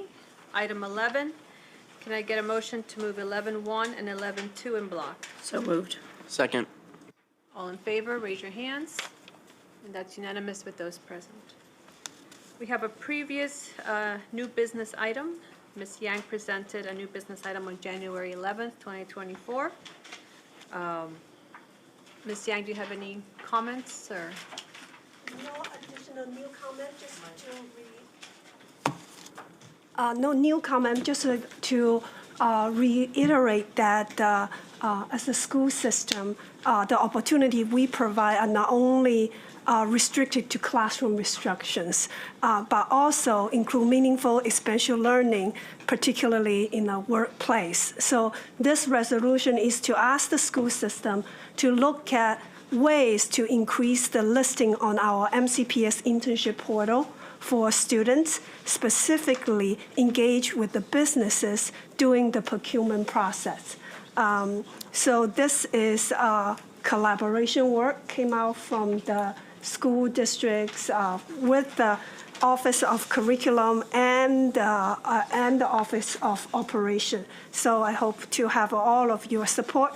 And this past month, since this has been put on the table, not only I have went to the Smart Advisory Council, I have also visited the MCPS middle schools and high schools to have focus group with students. And this is something students feel that they will greatly enhance their education experiences. Thank you, everyone. So we need to read the result. I'm sorry, can I just, one comment? So thank Mrs. Yang for bringing this forward and working with staff. We did pull together people from partnerships and academics and the Chief Operating Officer's office, and generally that we support this amendment. I think it's a great opportunity for our students. I do just want to note, though, getting companies and businesses to sign up is one thing. If we really wanted to have a robust expansion of the internship program where we had staff members matching students with the internship opportunities, there would be additional significant work that would need to be added to the plate, and I don't think that we have the capacity necessarily to absorb that. And so I would just ask the board to consider adding potentially a couple of positions that would oversee, manage this work, and make sure that not only are people registering, but the students are actually able to be connected with the internship opportunities. Thank you for that feedback. That's something we can take a look at with more, maybe we will have more conversation around what does it exactly look like. Yeah, absolutely. I just want to clarify, so you're suggesting that in this upcoming budget, we include positions for this particular? I think he's setting expectations that this will get people to sign up, but if you actually want people to get linked with internships, that's going to take a lot more staff capacity to do this, just for us to be aware of expectations. We do have in-school part-time internship coordinators right now in our high schools. I think what Mr. Hall is probably referring to more central supporting staff for this. I'm just trying to figure out which budget this is coming out of. For next year. Okay. We would have to make that decision that that's a priority for the entire board. Right, okay. Yeah, I think this resolution would not do that, and they're saying that this Well, is right, the that's first step. what I Yeah, just exactly, make sure yeah. that if it's something that's going to be, that we're Yeah. not agreeing to something, Exactly. an unfunded mandate Thank you of for some clarifying. sort. This resolution is a plan. This resolution is not a mandate. Ms. Wolf? Oh, it's a plan? Yeah, this resolution is to ask school system to come up with a plan. If you read. Explore the possibility. Yes. Plan would turn into Okay. work, though, right? Right. Saying This not right this now, resolution is asking for the plan. Okay, I agree No. with this. Exactly. Need someone to read the result? I will. Resolved that the Board of Education directs the superintendent to explore the possibility and feasibility of leveraging the procurement process to increase the availability of work experiences for students. Specifically, the superintendent should create a plan to develop a procurement provision requiring all requests for proposal, RFP, respondents to indicate whether or not they have the capacity to offer one or more internships for MCPS high school students. All potential vendors and contractors will also indicate the specific internship type and locations of said internship opportunity. While availability of an internship would not be a requirement of competing in an RFP process, registering would be. Once a vendor indicates availability of an internship, the internship would then be added to the MCPS internship portal whether or not the vendor's bid is chosen. The superintendent will report back to the Board of Education by May of 2024. So move approval. Second. All in favor, raise your hands. Or questions? Yeah, I did have a question.